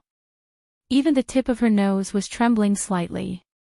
Disinfect your wound first before going to the hospital. Although his voice was still cold, it was obviously lower. Yi Er released her lips that she had been biting, but then she bit her lower lip with her upper teeth. She reached out and pushed away the cotton ball that Jiang Zhao was about to put on her face. It's none of your business. If I don't care about you, who will?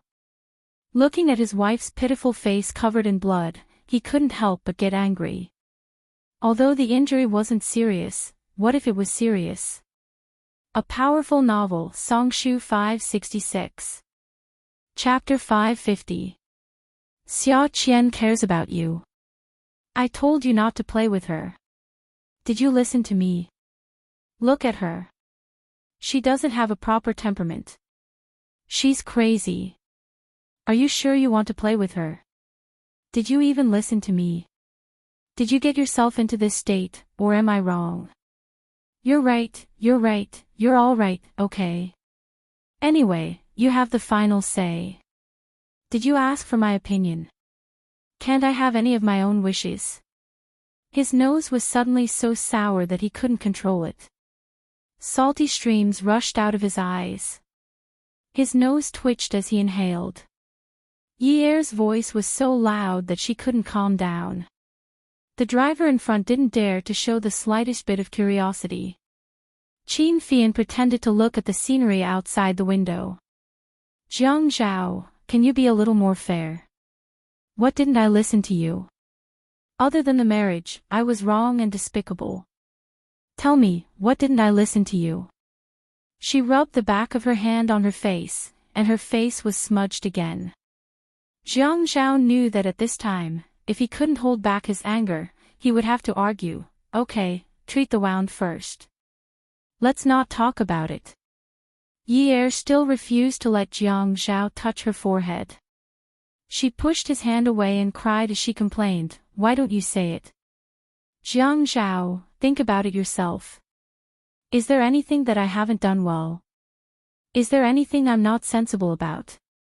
You want me to be dignified and reserved, elegant and generous when I go out. I've been married to you for so long, but I haven't even worn bright green or dazzling red. I tried my best to please you. Every pair of your leather shoes was wiped by me. Did I ask someone else to do it? When we cooked at home, didn't you have the most favorite dishes on the table? When you went out to socialize, no matter how late it was, when wasn't I waiting for you at the door? How many times have you fallen asleep on the floor next to the sofa after drinking too much? Which time haven't I dragged you upstairs? Tell me, I'm your wife. Even if I forced you to get married, it's my fault. I shouldn't have fought with Ouyang Yen for the position of Mrs. Jiang. I'll try my best to make up for it, right? Have I ever interfered between you and her? Didn't I ignore it all along? What else do you want? Qin Fian's chest was full of air, and he slowly exhaled. He didn't want to disturb the couple's quarrel. As Jiang Zhao listened to Yi Er's words, his heart felt numb and uncomfortable. How could he not know that Yi Er had done all this for him? That was why he always thought that she was pretty good and always tried to treat her better. But when she mentioned making amends for his mistakes, his expression changed. He hated it when she brought up Ouyang Yen. She didn't care. If she didn't care, would she have the right to say it in front of others? She also wanted to tell everyone that she was Jiang Zhao's wife and didn't care if he had other women outside. Who wasn't at the age of 19? Who wasn't colorful and pure at the age of love? Even if she was precocious, she should be at the age where she had feelings for love. If her lover was unfaithful, how could she not fly into a rage? However, she had to act like an older woman who was indifferent to her husband's affair. This was clearly telling others that she didn't care about him at all, not at all. She was telling others that she didn't have any feelings for him at all.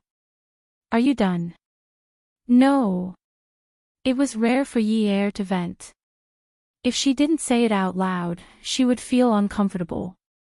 She sniffled and sniffled, but still wanted to finish her sentence in one go. I'm so obedient to you. Can't you make me feel a little better? Do I have friends? After Dad's accident, which classmate in the elite school wasn't afraid that I would cause trouble for their family? They couldn't wait to stay as far away as possible. Even my fiancé broke off the engagement. Only Jingling was good to me, but Mother Jing was also afraid that I would go to Jingling. I didn't even have a friend who wanted to chat with me. It wasn't easy for me to meet Sister Xiaoye and Xia Qian. At that time, they knew about my family and didn't even know about your existence. But they didn't hide from me and were willing to be my friends. I only have these few friends now, and you still don't allow me to play with them. Are you trying to make me suffer from depression? It's best if I get depression and commit suicide. Then you'll be widowed and won't have to get a divorce. You can marry Ouyang Yen openly and no one will say anything bad about you. In the face of Yi Er's tearful cries, Jiang Zhao's eyes were cold. Slowly, there was a hint of warmth. Ignoring her resistance, he grabbed her chin and wiped the blood off her face with a wet disinfectant cotton ball. One by one, the blood-red cotton balls faded and he threw them into the trash bag. He knew the reason for his bad attitude. First, she didn't listen to him and continued to play with that perverted Xia Qian. Second, she lied to him again when she sent him a text message. Third, her face was covered in blood when he was about to confront her. Fourth, she refused to get out of the car even when her face was covered in blood. She dared to sit in the car of a driver who couldn't even drive straight. She even dared to complain, resist, and say that she didn't want to live with him. He was troubled by too many things, and the one thing he shouldn't be troubled by was the fact that she didn't love him. He married her because he wanted to protect her. So many people bullied her and could have killed her. Her mother didn't want her, her father was in jail, and her brother wanted her to work the night shift at a nightclub. No matter where she went, she had to live under someone else's roof. At least for a girl like her who didn't have any education or work experience, it was impossible for her to find a high-paying job. He pushed her away and she had nowhere to go. He knew that she used him. It was an established fact. He knew that she didn't love him. It was also an established fact. He was too anxious. When she mentioned Ouyang Yen just now, he was troubled. After being troubled, he forgot his original intention. He didn't care about whether she loved him or not, but now he had to force her. He didn't even allow her to say anything outside. He even wanted to deceive himself. Love was a meaningless thing. Those young people who started a relationship in their teens would say things like, "I love you, do you love me?" or "we'll be together forever." He was past that age. Even if he wasn't, he couldn't say those words. He felt terrible. After Yi Er said those words, he was afraid that his voice would tremble. He wanted to calm down. He didn't look into her eyes. Her eyes were filled with tears, and the tears washed away the blood stains on her face. After her face was clean, she still pouted and glared at him. Before they got married, he had never seen her cry. She didn't cry in front of him. There were times when he accidentally saw it. She knew that she didn't have to endure it after getting married. He took a piece of tissue paper from the back seat of the car. He didn't take it seriously. He just crumpled it into a ball and rubbed it on her face. There was a lazy teasing tone in his voice. "Well, it's good that you know. Live well. Otherwise, you can't even blame me. After you die, do you expect me to take care of your father and brother? Why should I? Do you think that I, Jiang Zhao, am a reincarnation of God? Besides, like you said, after you die, I can marry someone else openly. My new wife definitely won't agree to me taking care of my deceased wife's family. At most, she'll give them some money. Taking care of my deceased wife's family is such an ideal situation. It definitely won't appear in my life. You know that I'm not that kind." Qin Fian was playing with his phone. At this moment, he took out his earphones and plugged them in. He leaned his head back on the pillow and listened to music. Yi Er gritted her teeth as she listened to Jiang Zhao. Great, he was looking forward to her getting married. She didn't want to. She wanted to live a colorful life. Dream on. I won't let you have such a good time. The corners of the man's mouth lifted slightly. It was a sinister smile. The tears on her face were wiped clean. So, cooperate. When they arrived at the hospital, Jiang Zhao didn't allow Qin Fian and the driver to follow him. Qin Fian stayed in the car obediently. It seemed like there was no chance for him to look at the plot of land in 326. There was no chance at all. Forget it. Family was more important. Jiang Zhao pulled Yi Er upstairs and treated her wound carefully again. The doctor said, although the injury isn't serious, the surface of the wound is damaged to the dermis. There will probably be a scar. When Yi Er heard that there would be a scar, she stood up from the stool. No, there's some kind of inseam now. You can't see the wound, right? The doctor said, but your wound isn't neat. We can't sew it like that. It's just a little bit. It's okay. You have bangs, so it's okay. Besides, it'll only be a little white and fainter after it's healed. No. Yi Er stomped her feet anxiously. When Jiang Zhao was with her, apart from doing things in a straightforward manner, he also liked to reach out and wipe her forehead. He would brush away the loose hair on her forehead and say that her forehead was full and beautiful. In the morning, she knew that Jiang Zhao was very gentlemanly and liked to give her a good morning kiss on her forehead. Just a little. Do you have to go that far? Jiang Zhao snorted. That's why I say that you girls nowadays are so superficial. After all the fooling around, the doctor said that it wouldn't be obvious. Who's the one who keeps looking to see if there's a small scar on your forehead, and one that's small and faint at that? You. Weren't you the one who wanted to see it? What a disgrace. Now you don't want to see it anymore. No one wants to see it anymore. Yi Er knew that a woman would doll herself up for the man who loves her. Jiang Zhao knew that it really didn't matter. After the X-ray was taken, the waiting time was slightly longer. Even if she got in through the back door, she would only have to wait a little shorter than others. Yi Er lay on the special lounge, which was even more comfortable than the sofa in the hotel suite. I already said that there's no need to take the X-ray. Jiang Zhao stood in the corner of the bookshelf and picked something to pass the time. I'm afraid that you'll hurt your head. Yi Er huffed. I didn't. Jiang Zhao happened to pick up a magazine and walked towards her. Yes, you didn't hurt your head because your brain has never been working well. Who knows, maybe after this accident, you'll turn from an idiot to a smart person. Jiang Zhao. Yi Er panicked again. She was angered by him again. Couldn't this man have at least one good point about her? What part of my brain is not working well? When has my brain been not working well? Jiang Zhao sat down on the single-seater massage sofa beside Yi Er and pressed the switch on the armrest. After adjusting the pressure, his calves and back, which were more tired, slowly relaxed.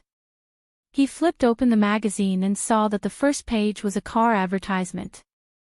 He ignored the perfect streamlined car in the advertisement and saw the slogan, Preventive Active Safety System. It would have been better if he hadn't seen it. The moment he saw it, his mind was filled with images of her bleeding head. His dry and warm palms started to sweat. His voice was not loud, but it was a reprimand. If your brain is working well, why would you sit in that idiot Xia Qian's car? Yi Er sat up. You're doing it again. Awesome novel, Hongcha 866. Chapter 551. Great, she's starting to resist again. He wasn't talking about whether or not he wanted to be friends with Xia Qian. He was talking about the car issue. She couldn't talk about that either. Yeah, I have to remind you that you can't just sit in a woman's car. Besides, don't you know that she didn't have a car before? You clearly know that she just bought a car. How dare you get in? Don't we have a car? If you don't like the car in the garage, you can buy another one. Do you think I'm short of money? Even if it's too late to buy another one, didn't I give you the money for a taxi? Get in and get out. Jiang Zhao, you. As soon as Yi Er mentioned the car ride, she was reminded of how he had dragged her out of the car and slapped her twice. She didn't know if she would dare to lie down like this the next day after she woke up. He even scolded her. Why do you dislike me so much? Why are you talking about me not liking you again? Isn't this your fault? If you're wrong, you have to change. You still haven't admitted your mistake. You still say that you don't like me. You're fierce to me, and you even hit me. Yi Er turned to look at Jiang Zhao pitifully. Jiang Zhao was frustrated. He wasn't frustrated because Yi Er didn't repent. He was frustrated because she used this tactic every time. She kept saying that Xia Qian was like cement. When she ran to the Qin palace to threaten him, when she bickered with him at the nightclub, when she drank the vodka that she couldn't drink, when she took off her high heels to chase after robbers, wasn't she also like cement?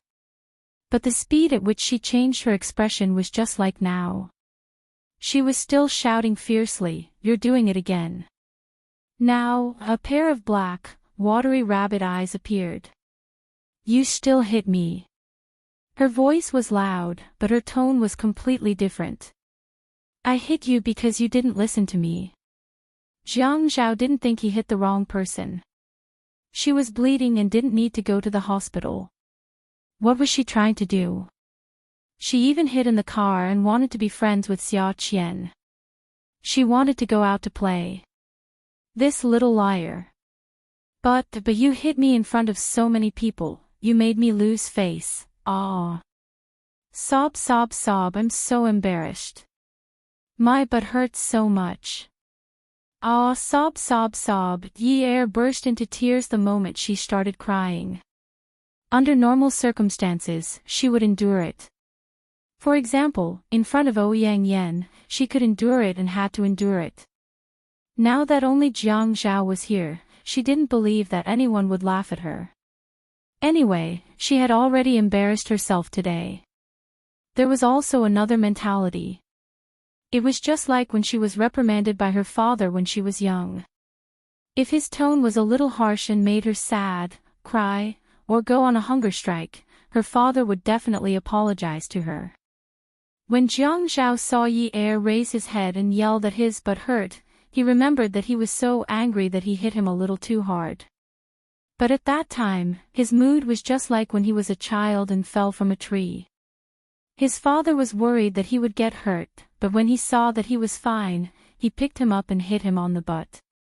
He even scolded, "How many times have I told you not to climb so high? Won't you die from the fall? Do you still dare to go next time? Do you still dare to go?" After scolding him, he gave him another slap on the butt. She was crying so hard. How painful must it be? "Come. Let me take a look. Let me take a look." Throwing away the magazine in his hand, he strode over to Yi Er's side with his long legs. Before Yi Er could react, the man had already unbuttoned her pants and pulled down the zipper. With a strong hand, he picked up the woman and flipped her over. His fingers stuck into the waist of her pants and pulled it down. Her butt was exposed. "Ah! What are you doing?" Yi Er screamed again. Dong Xuebing was so fast. He actually took off her pants. Seeing the red finger marks on Yi Er's snow-white buttocks, Jiang Zhao's heart ached. He squatted down and blew at her buttocks. "Honey, I'm sorry. I didn't mean it. Let me blow at it for you. I'll take some medicine and apply it to you later." The nurse outside heard the patient shouting in the resting room and ran over. She was worried that the patient was in a critical condition. She pushed the door open and saw the mayor kissing his wife's butt. Dong Xuebing must have just kissed her, and he is going to kiss her again. Nurse Miss was confused. The door was already open. What should she do? Should she leave? Or should she leave? Or should she leave immediately? Just when she was hesitating on how to end her life, the mayor spoke. "Get out." The nurse knew that the mayor's angry face and fierce eyes meant that he wanted to say, "Get lost." But he was worried about his public image. So, he decided to write it down and get lost immediately. Jiang Zhao was furious. His wife's butt was seen by someone, and he did not want anyone else to see it. That's why he said he was going to get some ointment for her butt. But in the end, someone came in and saw her butt. Dong Xuebing left Yi Er's butt on the sofa and stood up. He walked to the double doors and locked them. Yi laid on the sofa. She wanted to get up, but Jiang Zhao pressed her down and made her continue to lie on the sofa. He said guiltily, "Just lie on the sofa. You can't even lie down or sit down." Ah. My butt is damaged. Yi Er stretched out her hand to touch her butt. What does he mean by damaged? Jiang Zhao grabbed Yi Er's hand, but his own hand was gently stroking Yi Er's butt. He was very melancholic. Oh no, I definitely can't use it tonight. After a long time, it would definitely swell. Why did he hit her so hard back then? His hands were too cheap. She will not be able to sit down when she goes back. Could it be that he was a violent person? That's impossible. Dong Xuebing felt that he was a gentleman. A gentleman wearing a lion's skin is still a gentleman. Jiang Zhao. Yi Er pushed Jiang Zhao's hand away and pulled up her pants. You bastard. Is my butt really that useless? Is my butt only useful in your eyes? As long as he was with her, his mind would be filled with those censored images. But now that she was injured, she actually still wanted to use her butt at night. This was considered as having tender feelings for the fairer sex. His heart ached for her butt. No matter if it was in the front or back position, it would cause discomfort. So, was he prepared to let her go tonight? Jiang Zhao did not understand Yi Er's thoughts. Then what else do you want your butt to be used for? My butt can still be sat down. Done. Jiang Zhao smiled mischievously.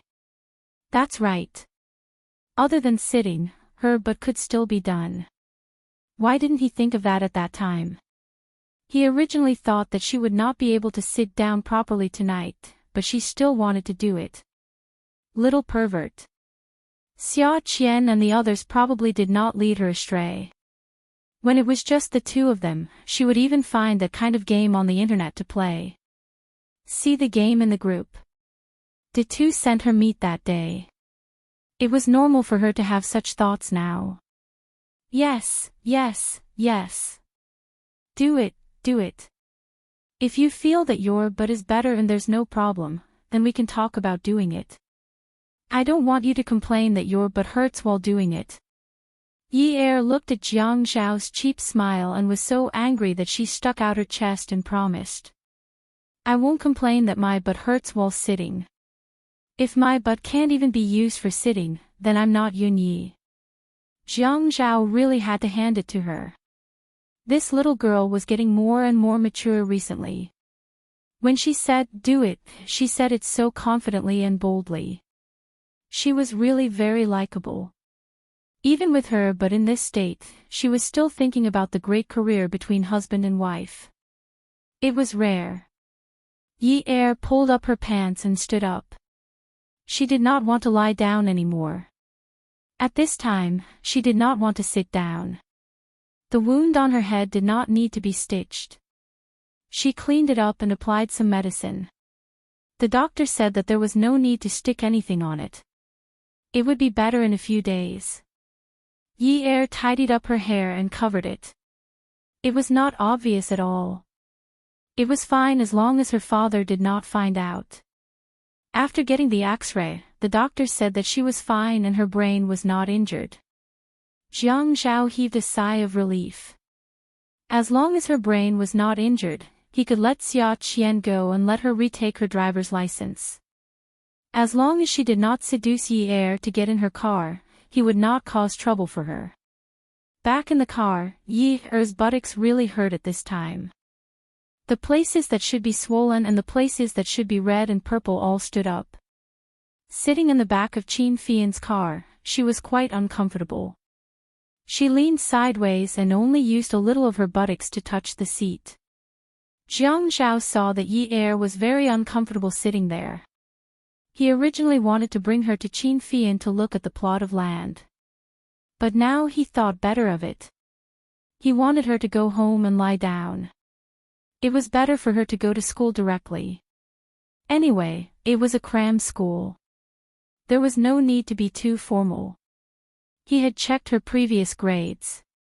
80 marks was not bad. She often failed math.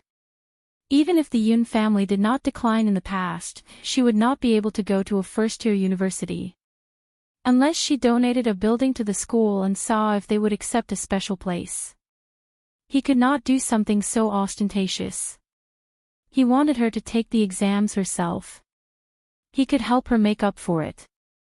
Science and engineering was out of the question. Arts had lower marks and was much easier. However, it was not very useful. It was better to learn management or political economy. Not to mention that the marks were not too high, these things were practical. After all, in China's environment, economic development was mostly linked to politics. If she learned these things, she could go to the company if she wanted to. If she did not want to go, he could get a job as a civil servant. It was very stable. Fian, let's go take a look the day after tomorrow. I have a few meetings tomorrow and can't leave. Let's go have dinner today and then send me back to 9th Mansion.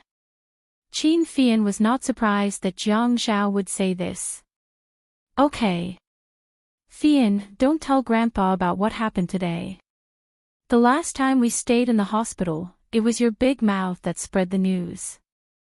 Brother, you wronged me. That day, it was not my big mouth at all. It was Grandpa who asked you and sister-in-law to go back for a night. That was why I said that you had to stay in the hospital and did not have time to go back. Qin Fian's innocence did not get any sympathy from Jiang Zhao. Instead, he looked like he was saying, I will never believe you again. Back at 9th Mansion, Jiang Zhao pulled Yi air.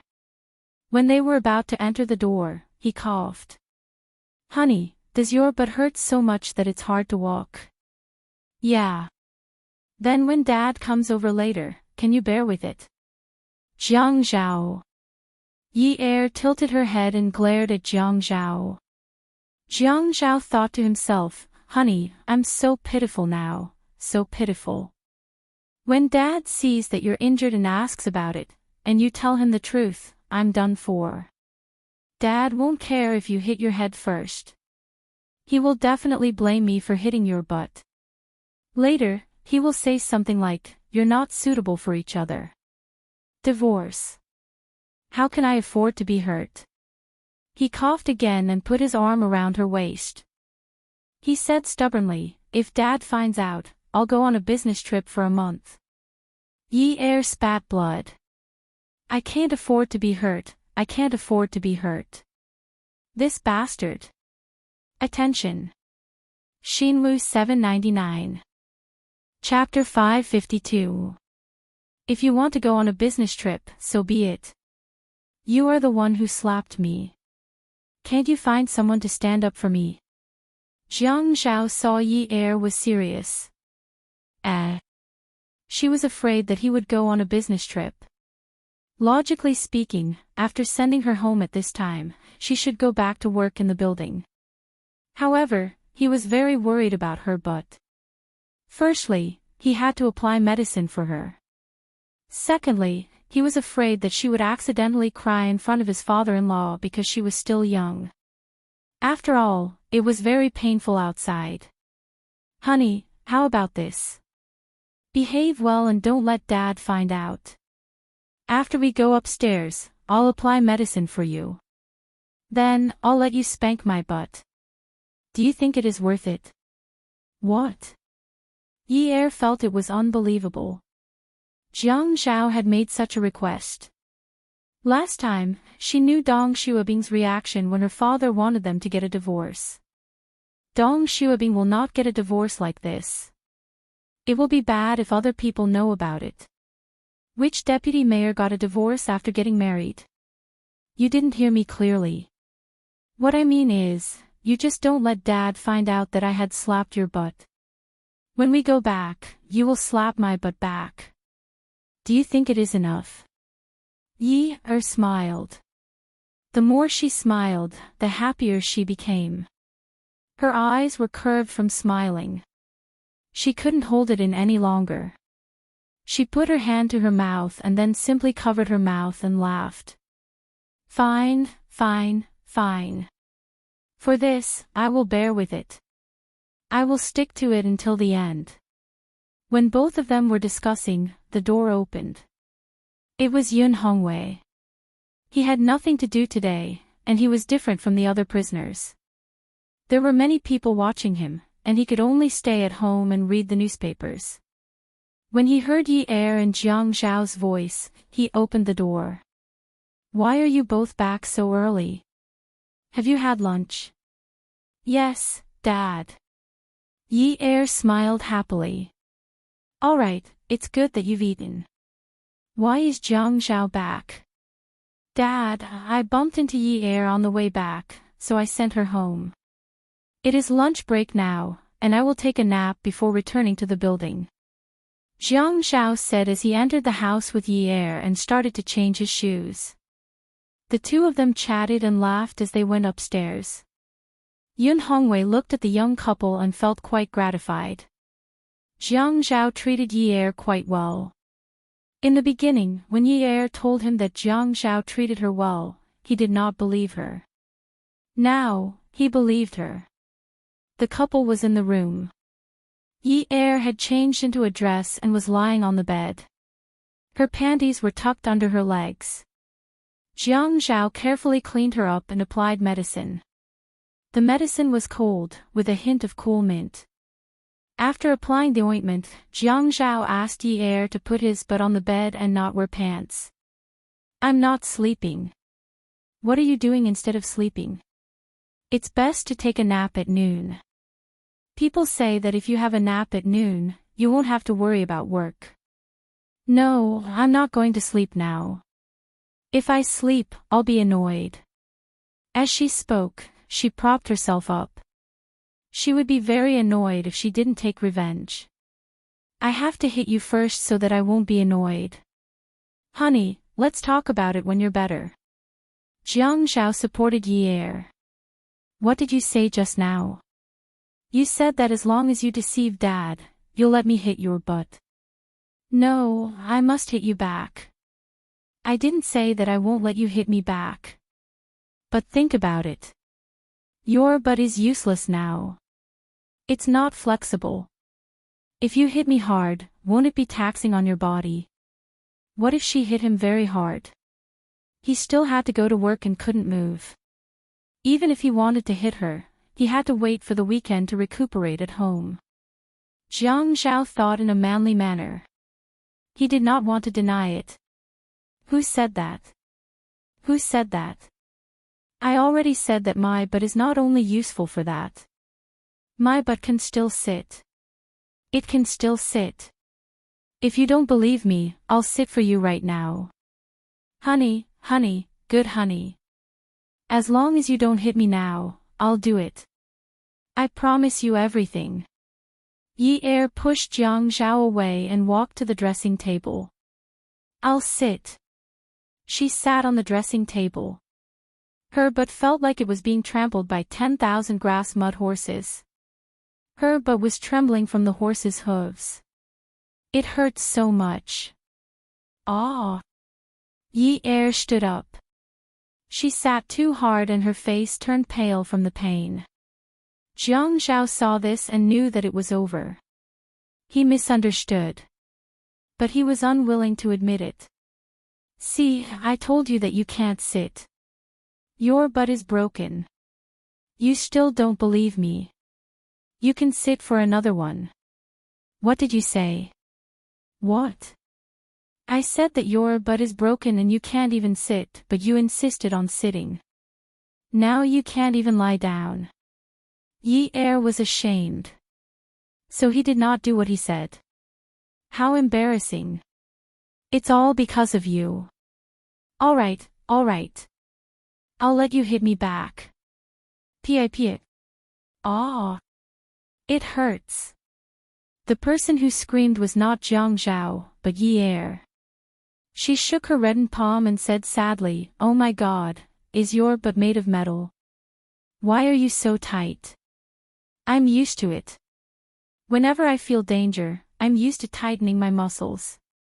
"Honey, I'll come back at night to help you apply medicine. I'm going to work now. Sleep well." "Jiang Zhao, your butt is too hard. I'm at a disadvantage. I don't want to hit you with my hands anymore." I want to change my weapon. Jiang Zhao fled the scene. It was not that he did not love his wife, but he did not know how to coax her anymore. She had hit him, it was swollen, and it hurt. Now that she had hit him back, she wanted to blame his butt for the pain. If this continued, he would not be able to go to work. Jiang Zhao had just reached the government building when he received a call from Qin Fian. "Brother, did you see the news just now?" "No, I didn't have time." "What's the matter?" Jiang Zhao walked out of the elevator and went to his office. "The land at 326 can't be bought anymore. It said that the mercury level is too high. It's only suitable for a landfill." "Is it a statement from the government?" "Yes." "Then do you still want to go there?" When Jiang Zhao called, he did not mention the key words or the land. In this circle, there were always years. It was difficult to find someone to trust. "No, so I won't look at it. This matter is over." Qin Fian seemed very happy. Fortunately, the news came out at the right time. Otherwise, Grandpa would scold me again if I bought a piece of land for a landfill. "Okay, anyway, it's your own business. You can make your own decision. If you don't cause trouble, it'll save me a lot of trouble." Jiang Zhao hung up the phone and saw Lu Qing standing at the door waiting for him. The corners of his mouth turned down and he shrugged. If Lu Qing could make such a humorous gesture, then the main character who would give him a headache must have come, Ting. Jiang Zhao gently clenched one hand into a fist and supported it on his waist. The other hand touched his forehead. He was really a little disheartened. Then, with a huff, he let out a long breath. When he pushed open the door and stepped into the office, Jiang Zhao stood tall and straight with an outstanding aura. "Good afternoon, Ting. Brother Zhao, I've been waiting for you for so long. Where are you going?" "You have to drink all the soup I made." Ting was playing the role of a good wife and mother today. The last time she went to the Qin family, old Master Qin kept saying that Jiang Zhao was afraid of gaining weight because Yi Er's cooking was too good. He didn't want to eat out every day and had to eat at home. What was so great about cooking? She could also learn. "I'm going home to take an afternoon nap with your sister-in-law." Jiang Zhao directly walked around the thermos on the table and said something more important. He knew that every time Ting came, Lu Qing would very cooperatively follow her in. Today was no exception. When Lu Qing heard Jiang Zhao say this, he couldn't help but pfft and looked at Jiang Zhao. Jiang Zhao gave him a warning glare. "What?" "There's an afternoon nap time in the building. You can also go home and sleep with your girlfriend." He knew that he had never joked with Jiang Zhao like this before. It must be a requirement of the plot. Lu Qing thickened his skin and said, "Jingling is more busy. There's no such thing as an afternoon nap. He can only rest when the guests leave." "Ha, are you saying that it's too easy in the building?" At this time, Jiang Zhao was a little bored. He sat on the sofa and glanced at Lu Qing, then turned to look at Ting. Ting, tell me, is that what Lu Qing means? Should I let him work overtime until he can't sleep at night? Ting was obviously unhappy. She snorted.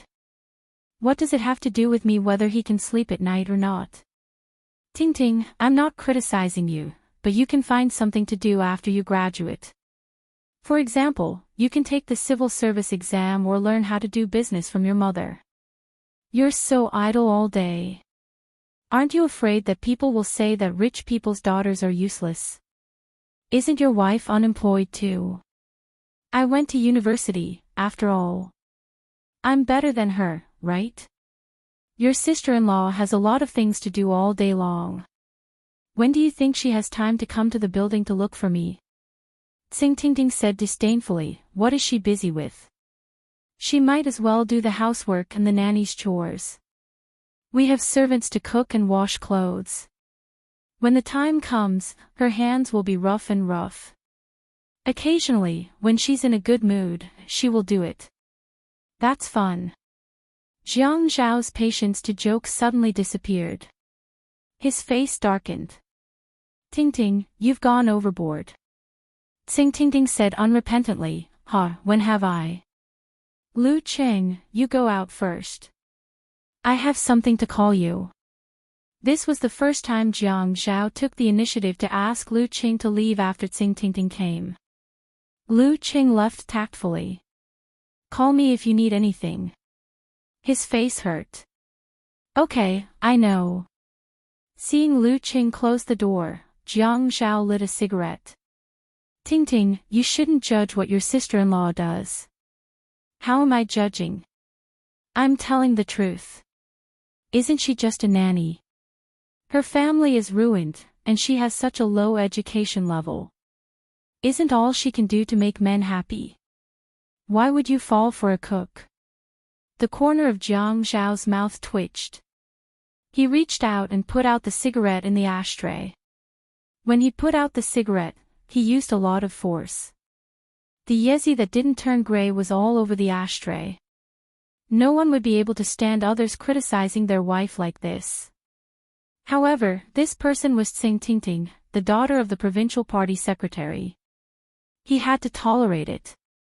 His voice was low and sullen. Ting, tell me then. What's so good about me in your eyes? Why are you so clingy? Tsing Ting was smug. You're handsome, have a good figure, have a good family background, have a few degrees, and have no scandals. You won't fool around with other women outside. Although you ignore me sometimes, I think you're very gentlemanly. Jiang Zhao sneered. How do you know that I won't fool around outside? Tsing Ting looked at Jiang Zhao's expression and was unsure. However, she was firm in her thoughts. I'm talking about sleeping with other women. You won't do that. Jiang Zhao's smile widened. How many politicians have you seen fooling around outside? Do you know if they've fooled around outside? Did she think that Jiang Zhao was still a virgin after living for almost 30 years? Childish. I don't believe you. You don't see things that you haven't seen. Ting, I think you're naive. You can see my good points, and others can see them too. But can you see my ugly side? You think I'm a gentleman, but how can you be so sure that I'm not a beast? Anyway, I don't believe you. Come and see, Hongcha 866. Chapter 553. Ting, do you really want to leave your father's protection and see how many dirty things there are in this world? When you see a person's good appearance, you think he's good from the inside out. When one day, his unbearable side appears in front of you, how do you accept it? Gentlemen. In today's high society, how many were real gentlemen? Wearing the guise of a gentleman to gain sponsorship, gain popularity, and fight for status. Being a gentleman in front of a woman was just to get her into bed. Gentlemen. He hadn't seen many of them. Fei Yan wouldn't find a woman outside, but was he a gentleman? Wasn't he a beast in human clothing and a fake gentleman? Oh, then did Yun Yi see the bad side of you? She accepted it. That's right. Unfortunately, she discovered my darkish side. For example, he was actually not a gentleman. He was a hypocrite. He was selfish, vengeful, sinister, and cunning. There were many sides to him that others did not know, but she knew them all. Since he was young, he pretended to be a harmless child. When he grew up, he pretended to be very elegant and magnanimous. What? You're afraid that she'll tell others about your dark side, so you married her like this? Ting, that's between us. You're so young and have such a good family background. Are you afraid that you won't be able to get married? Jiang Zhao's tone became heavier towards the end. Ting evaded and pushed the thermos on the table in front of Jiang Zhao. Drink this. I cooked it. Your sister-in-law makes me drink a lot of soup every day. I can't drink anymore. I'm still full now. Jiang Zhao pushed the thermos back. Xing Tingting was a so-called lady from a prestigious family. Jiang Zhao didn't believe that she didn't understand what he was saying. For example, Xing Tingting, who obviously didn't have a gentle and virtuous temperament and still drank and got high in the disco bar, but in front of her uncle and elders, she would put away her perverse personality and hold on to Xing Weiguo's arm. She would try her best to restrain her smile, and even her voice was much lower than usual. Not all the children of wealthy families were as well behaved as Fei Yu. At least until now, among the second and third generations of Hai Cheng's wealthy families, there wasn't a single one with Fei Yu's personality that didn't stir up trouble. After Xing Tingting was rejected and the performance was over, her true nature was revealed again. Her tone of voice did not match her formal dress at all. Jiang Zhao, I won't despise you for your second marriage. Second marriage? Jiang Zhao laughed. When did I get married for the second time? How long have I been married? You haven't even had time to go on your honeymoon yet. Where did you get the answer to your second marriage? What I'm saying is that I won't mind if you divorce Yunyi. I can still marry you even if you divorce her. Jiang Zhao let out a long sigh. He smacked his lips and placed his hands on his knees. Then, as if he was using all his strength, he let out another sigh and stood up. He turned around and walked to the window, looking out with all his might. Xing Tingting did not understand. She suspected that there was an unknown object outside. Jiang Zhao, what are you doing? I'm checking to see if it's daytime or nighttime, Jiang Zhao said very seriously. It's daytime.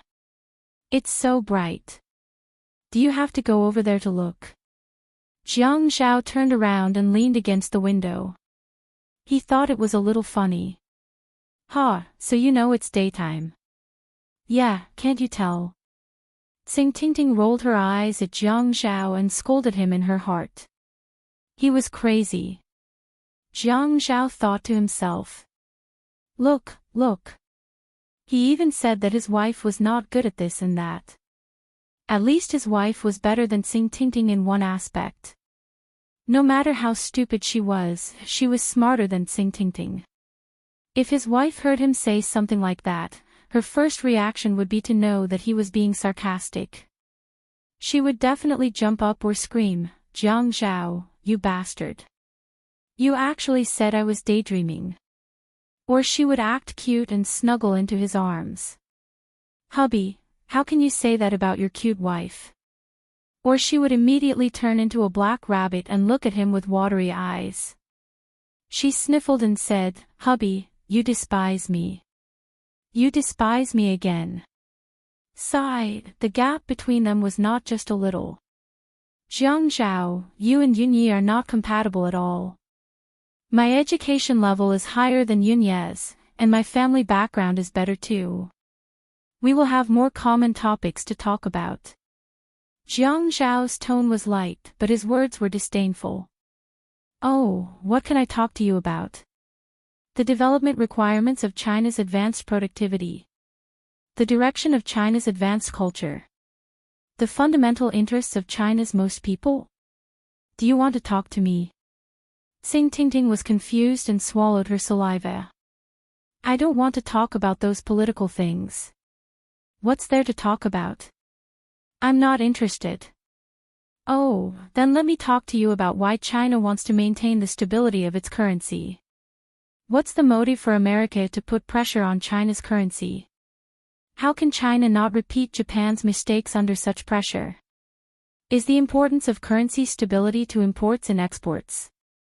Xing Tingting frowned again. It's not like I don't know what you're talking about, but I didn't study economics in university. I'm not interested in these things, and I don't want to talk to you in depth. The reason was clear on the surface, but it was impossible to talk about it in depth. Oh, then let me talk to you about city construction. City planning. Investment promotion. How to smoothly transition Haiqing's industries to the border counties. How to successfully transition Haiqing from an industrial city to a tourist city. You want to talk to me? Tsing Tingting couldn't bear to listen to such boring things. Who wanted to talk about such things? Oh, then tell me, what do you and I have in common? Luxury goods. Private customization. Private jets. Which celebrity is the most handsome? What kind of beauty products are eaten? Secrets of the rich. Or which nightclub is the best? The best disc beater. Tsing Tingting clapped her hands happily. Brother Zhao, you're so nice. We can talk about these things. But... Jiang Zhao paused awkwardly, then shrugged and smiled. I'm not interested in these things. I've never been interested in such things. Tsing Tingting was petrified. Jiang Zhao, you're too much. Tingting, if I'm going too far, I'm already going too far when you said that your sister-in-law isn't good at everything. Jiang Zhao crossed his arms in front of his chest and raised his chin. I've been holding it in. If it were someone else, I would have thrown the thermos in front of you in your face. I'm still smiling and joking with you, and you're saying that I'm going too far. Oh, also, I have to explain to you about your sister-in-law's shortcomings and her family background. Jiang Zhao glanced at Tsing Tingting's angry and resentful expression and walked to his desk. He was a little worried about his opponent. He sat back and crossed his legs like a big boss as he said to Tsing Tingting, you said it yourself. My family background is good, and I have several degrees. You're right, my family background is really good. It's so good that I don't find it challenging to do things. After saying that, he frowned in pain, but his eyes were full of pride. Look at me. I already have such a good family background. Why would I need to find a wife with a good family background? Now that your sister-in-law is here, I can experience what it's like to be a hero saving a damsel in distress, right? How challenging is that? Jiang Zhao laughed, but Tsing Tingting gritted her teeth. Also, you said that I have several degrees. I've read so many books. If I find someone who has read as many books as I do and stay at home every day to study the three representatives, currency inflation, and the direction of the city's economy, how boring would my life be? Besides, if I talk about these things, would someone like you, who has a diploma like you, be willing to talk to me about these things? She's working very hard and will be even more outstanding in the future. She's still young and has a bright future ahead of her. You don't have to worry about us. You really shouldn't spend your time on me. Even if I had the slightest interest in you, I wouldn't have left you alone for so long. Think about it carefully. Things like divorce won't happen to me. Don't worry. Tsing Tingting always left in a rage because of Jiang Zhao. This time, she left with red eyes. She kept thinking about what Jiang Zhao had said. Even if I had the slightest interest in you, I wouldn't have left you alone for so long. How could this man be so hateful? How could he say such hurtful words in such an ungentlemanly manner? Resident Shi Jintian held a bunch of keys and stood outside the studio on the second floor. He really wanted to insert the keys into the keyhole to see what was inside. Actually, he didn't need to see to know that those things were Yunwu's treasures. Yunwu had gone to the company to take care of things and wasn't home during the day. However, when it was the weekend, he would stay in the studio all day and not come out. When he came out, there wasn't much change. Yunwu was still eating and sleeping. There wasn't much difference, but it was precisely because of this that he was worried. He wondered if he should harden his heart and burn everything in the room. If he burned everything, it would be a clean end. He had spoiled Yunwu too much, but the Yunwu now wasn't the Yunwu of the past. The Yunwu of the past had a weak heart and couldn't be stimulated in the slightest. He had to protect him. Yunwu was his life. But now that Yunwu had grown up and had gone to the hospital for multiple checkups, it was confirmed that there was no problem with his heart. He didn't need to protect him like that anymore. He had to let Yunwu grow up and become a man who could take things up and let go. He couldn't be as weak as he was now. Eunwoo had accurate and fast marksmanship, a rational and calm mind, and had always been decisive in doing things. As long as he could overcome the hurdle of love, he would be favored by the heavens. Eunwoo couldn't make this decision. As his grandfather, he would make this decision for him. When the key was close to the keyhole, his hand trembled, and the bunch of keys jingled. Anan watched as Shi Jintian went up to the second floor and didn't come down for a long time. She wanted to see what was going on and saw this scene when she stood at the staircase. She slowly retreated, walked to the garden, and called Eunwoo. Anan's appearance was that of a cold beauty. She had always been cold and expressionless. When she spoke, she was also methodical. "Brother Yu, Grandpa is outside your art studio. He seems to want to open the door, but he looks very nervous." Eunwoo hung up the phone very quickly. Shi Jintian was in the art studio. He pulled open the white canvas, and he couldn't bear to look at the faces under it. He didn't know what kind of charm Yunyi had that allowed her to have so many expressions under Yunwoo's pen. Bright and beautiful smile, silent sadness, shyness when she lowered her eyebrows, and playfulness when she grinned. Yunyi was the change of yin and yang. The sun was the curve of the four seasons. The Chinese parasol tree behind him was also the transition from death to life. It went from being bald in winter to being green in spring, lush in summer, and golden in autumn. Attention, Hongcha 866. Chapter 554. He didn't know how long it had been since Yunyi moved into Yunwoo's heart, but he could tell that the paintings were neat and meticulous. A nude painting entered his eyes. Shi Jintian turned his face away and threw it on the ground forcefully.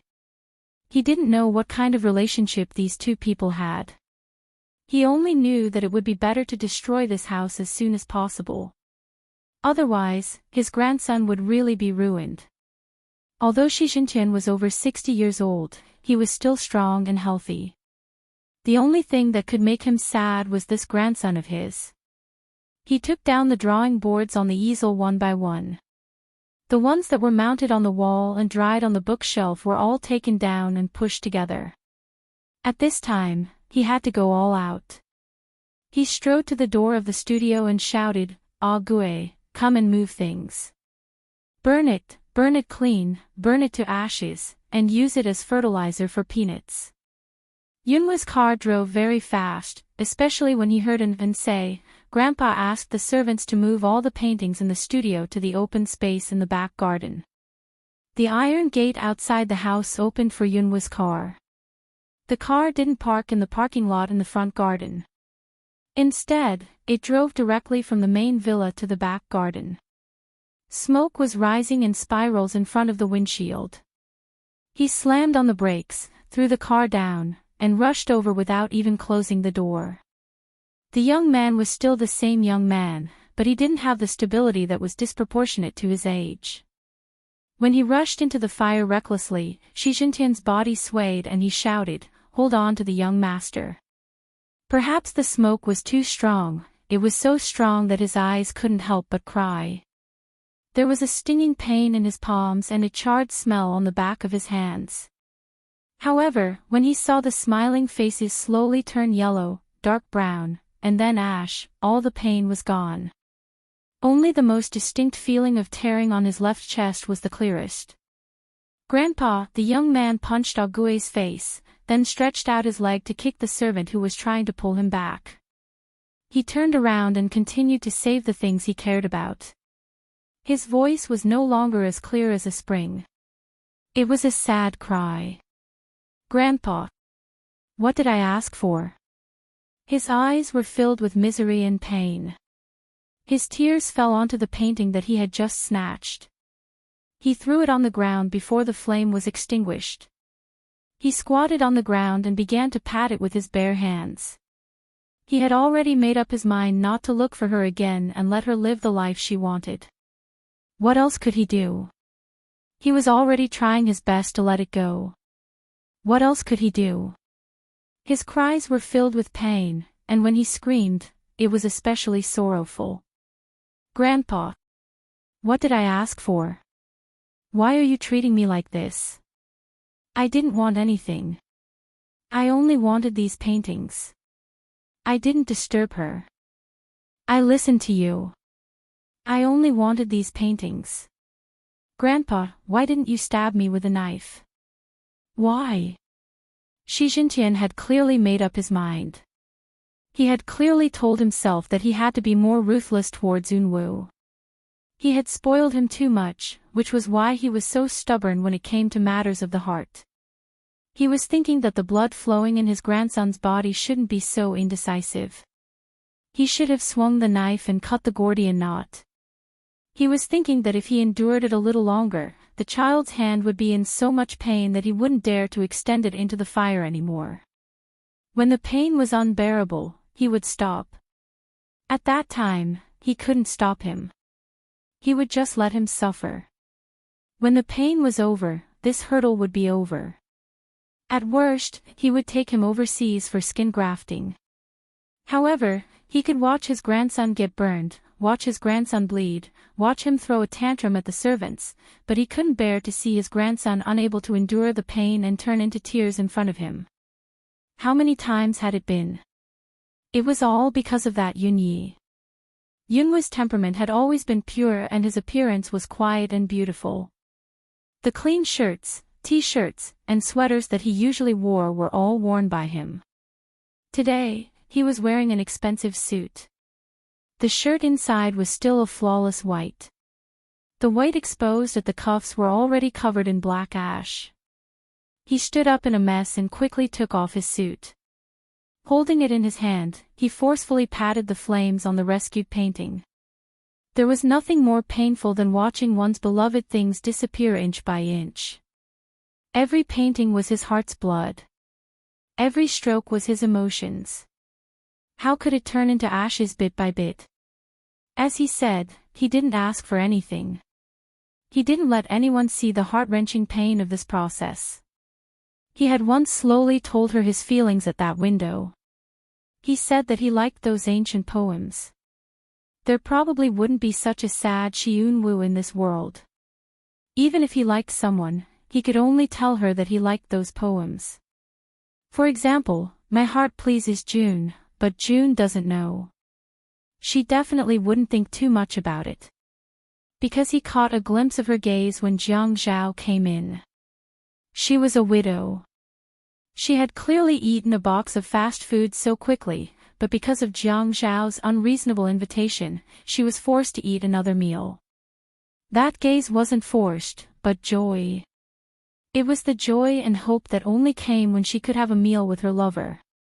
He didn't want to enter her life again. It wasn't because he was so weak that he didn't dare to fight with Jiang Zhao, but because she needed Jiang Zhao to eat with her. That person wasn't him. It was painful to fulfill someone else's wish. It was the most painful to fulfill the happiness of one's beloved. He didn't tell anyone how he endured it. It was even more torturous than when he couldn't find her. Because at that time, there was still a little hope. He knew that after she got married, he was waiting for disappointment. When he gave up, it was the despair after the disappointment. He could clearly go to the Qin family for a meal like before, or get someone to check on Jiang Zhao's whereabouts. He could find her when she wasn't around, pretend to meet her by chance, and see how she was recently. But he thought that if he wanted to let go, he should let it go completely. More completely. It was just some nonsense to deceive himself. He gave up on the real person with a body temperature, but every day in the art room, he looked at the paintings and missed her. This was the root of the disaster. He knew that these paintings were the root of the disaster. He knew that the cloud was a disaster to him. She caused him to have difficulty breathing every night when he woke up from his deep sleep, and his heart ached like it was being twisted. She caused him to sit on the ground when he closed the door and saw those paintings, his heart and soul would be torn apart. She caused him to live in pain every day, but he still remembered her good. These paintings were the root of the disaster, but they were also hope. At least he could see them like this, caress them, and hug them to sleep. He wouldn't lose everything. Who would be able to understand such a feeling? If all these were gone, what would he do? It had been almost 2 years. He had never waited so long for anyone. On Wudong Street, those artists who loved art would still set up canopies to paint even if it was raining heavily. They said that the inspiration at that time would bring about unexpected gains. When it rained, he also went there to set up a canopy and set up an easel. When the rain fell like a pillar, it splashed high up, and the color of his pants that he always liked would be dirty. He would never forget that time when she ran over with an umbrella and wiped the mist from her face. "Oh my God, I just wanted to see if you came. I didn't expect you to really. Hey, it's raining so heavily. I made an appointment to come and get the paintings today. I'm sorry. I didn't wait for you to come and get the paintings. I still have to make money, so I'll be here every day." In fact, he had already told her that he would be there every day. There, waiting for her. As he waited, the paintings were gone. As he waited, even the paintings were gone. "Go and get some water." Shi Jintian couldn't take it anymore. In the end, he didn't continue to harden his heart. He hardened his heart, but he couldn't block out Yunwa's grief from his ears. He couldn't stand Yunwa's painful crying as he put out the fire. He muttered to himself, repeatedly asking himself, "What should I do? What should I do? The paintings are gone. What should I do? No. No. It'll all be ruined if I splash water on it. No." In the end, Shi Jintian could only compromise. He quickly got someone to bring the river sand used to build the terrace in the back garden and splash it on it. Boon Wu was injured and hospitalized. His hands were severely burned. The doctor said that he couldn't draw anymore. Boon Wu lay on the bed. He was very calm and only nodded. Shi Jintian sat beside him. Boon Wu looked at Shi Jintian with a soft, affectionate, and gentle gaze. He said lightly, "Grandpa, did you hear that? I can't draw anymore. So, don't burn the things I drew in the past. Just take it as a memento of the first 20 years of my life. Remember that I used to draw." The old man's eyes were already filled with tears. At this moment, when he heard Yunwa's seemingly simple but heartbreaking pleas, tears flowed out of his eyes. He caressed his hand that was wrapped in brown medicine and gauze. When he lowered his head, he sobbed. "Boon Wu, I'm sorry.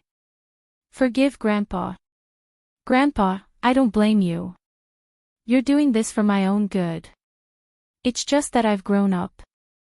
Let me experience what I need to experience, okay?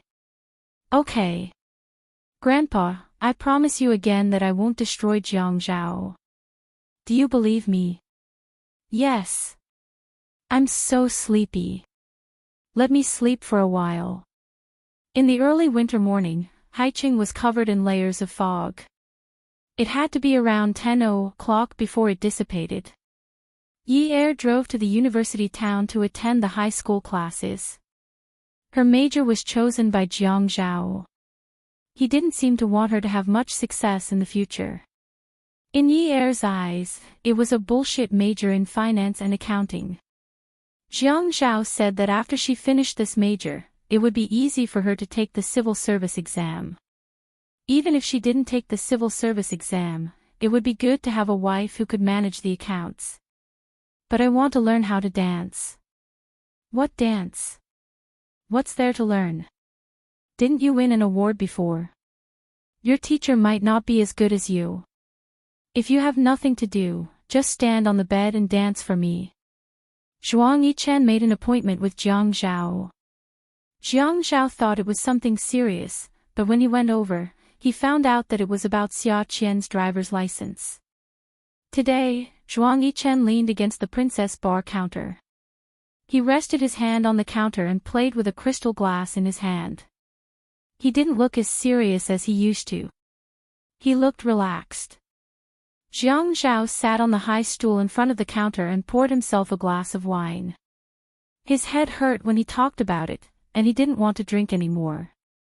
I'm doing this for Xia Qian's good. With her skills, being a road killer is a small matter. If she accidentally gets into a car accident and becomes a vegetable or dies, I'm afraid that Qiao and Xiaoya won't be able to take it. Haha, that's good. If she dies, it'll be over. She won't have to persuade her all the time. With Zhuang Yichen's cold-blooded personality, it wasn't strange for him to say something like that. The glass was placed on the solid wood counter, making a soft muffled sound. Jiang Zhao was only worried that Xia Qian would hook up with Yi Er once her driver's license was released. He didn't stop Yi Er from being friends with Xia Qian, but he had to consider Yi Er's safety. I was the one who told Xia Qian to retake her driver's license. Now her license has been revoked. The reason is that cheating is invalid. Even her examiner has punished her. Now you're telling me to forget about it? No, let her retake the test. Beauty novel, Hongcha 866. Chapter 555. Sigh. Zhuang Yichen shook his head. He let go of the bar counter and flipped over to lean against it. He looked at Jiang Zhao and said helplessly, Xia Qian said that she would never let Yi Er sit in her car again. She personally promised her sister. She also said. Zhuang Yichen paused and suddenly burst into laughter. Jiang Zhao was confused and asked, what else did she say? She also said. Zhuang Yichen took a sip of wine and swallowed it down his throat. He smacked his lips and said, she said that if Yunyi shamelessly begged to sit in her car, she would take a stick and break Yunyi's legs. Ha! Zhuang Yichen laughed again. He didn't hear this from Qiu Xiaoya. It was Qiu Xiaoya who had brought Xia Qian to him that day and made the promise in front of him. That day, Xia Qian looked very dispirited. She hung her head and looked like she had lost someone she loved. Think about it. You're happily out with your friends and you're chatting while driving. Suddenly, you get into an accident and your driver's license is taken away. How miserable is that? There's nothing more heartbreaking than having your license taken away on your first day on the road. Xiaoya nudged Xia Qian. Cut the crap. You're not out of love. Get to the point. Xia Qian pushed Qiu Xiaoya away and watched Zhuang Yichen walk up to him.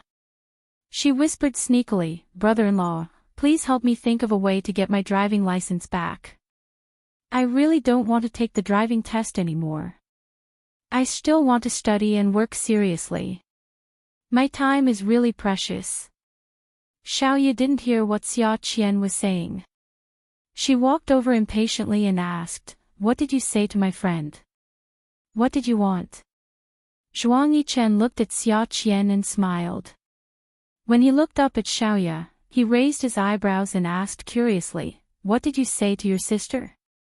Xiaoya rolled her eyes at Xia Qian and reprimanded her in an exasperated tone. She insisted that I think of a solution for her. I told her that there was no solution, so she asked me to find someone to open the back door for her. I told her that you were my friend and that you might be able to help. However, it's fine if you don't want to help. Serves her right for provoking Jiang Zhao. She's lucky that he didn't make things difficult for her. Zhuang Yichen had been standing, but now he sat down and looked up at Xia Qian's sneaky expression. Qiu Xiaoya had no reason to tell others about their relationship, but she kept saying that their relationship was over. Why did she come to him for help again and again? Xia Qian's way of calling him a brother-in-law was interesting. Zhuang Yichen came back to his senses and looked at Jiang Zhao's gloomy face. Xia Qian's promise must have angered Jiang Zhao. He leaned his elbows on the bar counter and pushed his crystal glass towards Jiang Zhao's glass with his right hand. When they touched, he said, Brother Zhao, do me a favor. Who told you to investigate my private affairs? Wouldn't it be better if you didn't investigate me? If you didn't investigate me, I wouldn't have been able to find you for this. You're just looking for trouble. Jiang Zhao opened his glass and said, Xia Qian's matter won't work. It's too dangerous. With her personality, she'll bring trouble to Yunyi sooner or later. As long as Zhuang Yichen asked Jiang Zhao for help, his attitude would be much better when there was no exchange of benefits. What can she do? I asked Qiu Xiaoya to buy her a new car with a high safety factor, and also found her a personal training partner. Driving was just a matter of driving on the road, and she would get used to it after a while. Even if she has a bad personality, she won't do anything. Yichen, then you owe me a favor. Yes, I'll remember it. Don't worry. I know how to pay back a favor. Jiang Zhao pushed his glass over and touched Zhuang Yichen's glass. The two of them raised their glasses and drank it in one gulp. Yi Er parked the car. There was a bag and a jacket on the passenger seat.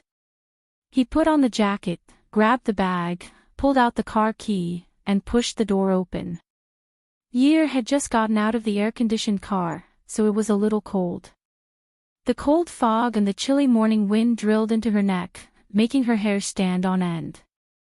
She shrunk her neck and pulled the zipper on her thin jacket. The breath that he exhaled appeared very white in the misty morning, like a cloud. There was another person who stood on the balcony outside Xi Empire's CEO's office. He exhaled like he was exhaling a cloud. He reached out and gripped the air until the air that came out of his lungs dissipated. His hand hung in midair. His fingers were long and slender, but they were not as white as the skin on his face.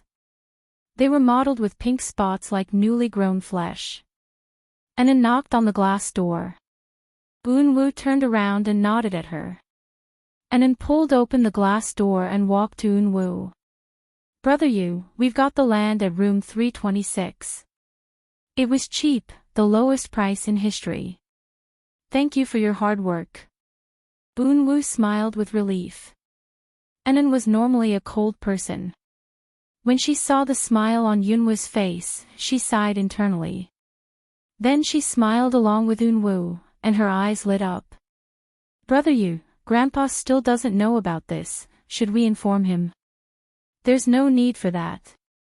Grandpa will only let me do whatever I want. By the way, how's the deal with the expert going? Don't leave any loose ends. Unwu rarely frowned, but if he did, it meant that he was serious. Anan shrugged. Don't worry, we've given him both dates and slaps, nothing will happen. What's next after we get the land? If we're going to put on a show, we'll tell the public that we're going to build a coding factory. Then, we'll find a suitable opportunity to invite an authoritative organization to conduct a test. We'll tell them how different the underground water is and how precious it is. We'll hire an expert to do these things. When the reward comes out, we'll build a large-scale hotel. Okay, I'll arrange it now. Anan turned around and walked to the glass door. Then, she turned around again. Brother Yu, I want to treat you to dinner tonight, okay? Ha! Unwu smiled, and his face was as soft as the lake water in early spring. Okay, I remember that today is Anan's birthday, right? Anan bit her lower lip lightly, and her face suddenly flushed red. She immediately turned her face away. Okay, let's go together after work. Okay. Unwu shook his head as he watched Anan run away. He muttered, even Anan is a year older. Yi Er's bag size was large. She was tall, and carrying such a bag was very stylish. Moreover, she had to go to high school, so it was not a problem for her to carry some books. There was no lack of peers in the high school class, which made up for a lot of regrets in Yi Er's heart. Ever since she started school, she was obviously happier than before, even though she had only been in class for a few days. The seats in the class were random. Those who arrived early would get a better seat. Yi Er drove herself. Since there was nothing going on at home, she always arrived early. After she picked a seat, the empty seats around her could be filled up quickly. Moreover, it was a group of boys. Yi Er and Jiang Zhao did not hold a grand wedding. They were considered low-key among the wealthy. Even if people knew about Jiang Zhao, they might not be interested in his wife, especially the commoners. There was no one in this class who was born into a wealthy family. Moreover, she had not attended any public events with Jiang Zhao. It was normal for people who did not care about the people's lives to not know her. A bunch of boys wanted to make their presence known around her. There were even some who wanted to show off their muscles in the middle of winter. Forget it. Anyway, they wanted to show off their muscles. She was not the one who caught a cold, so she could not be bothered to look at them. Jiang Zhao was a man who looked muscular when he took off his clothes, but skinny when he put on clothes. She probably could not find such a good breed in this class. He was not good enough for her. The trouble was that some young men liked to use very romantic methods to woo her. There was no lack of sons of nouveau riche in this class. For example, there was one who had a family of a few million yuan and thought that he was rich.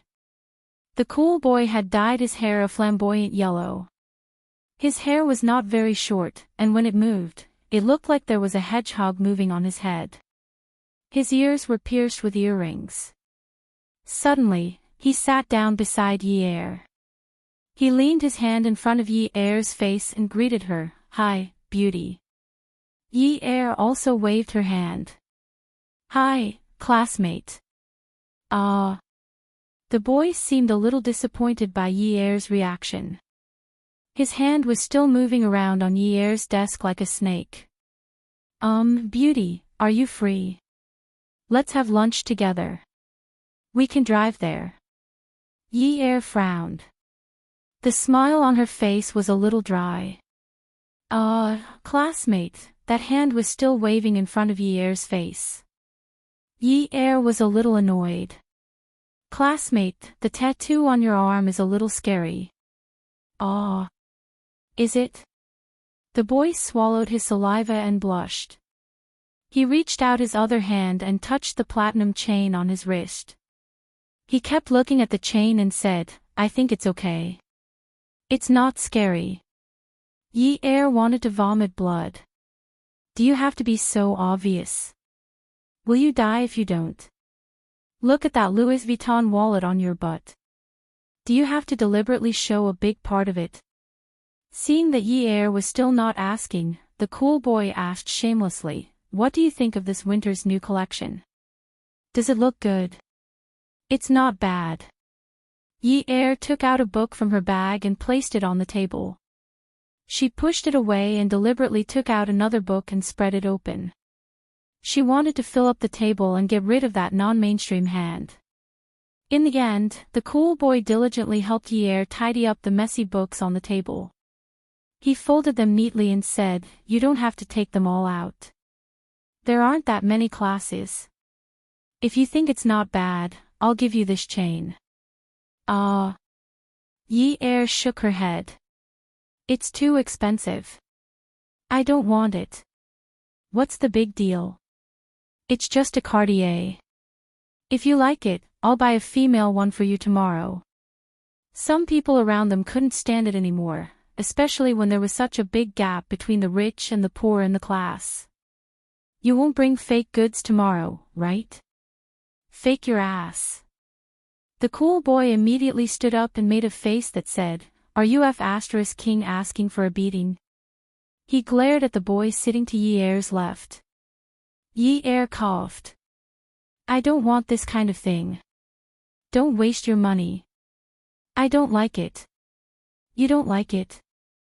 The cool boy looked at Yi Er in disbelief. Yi Er thought in her heart. "What are you looking at? I'm also wearing branded clothes.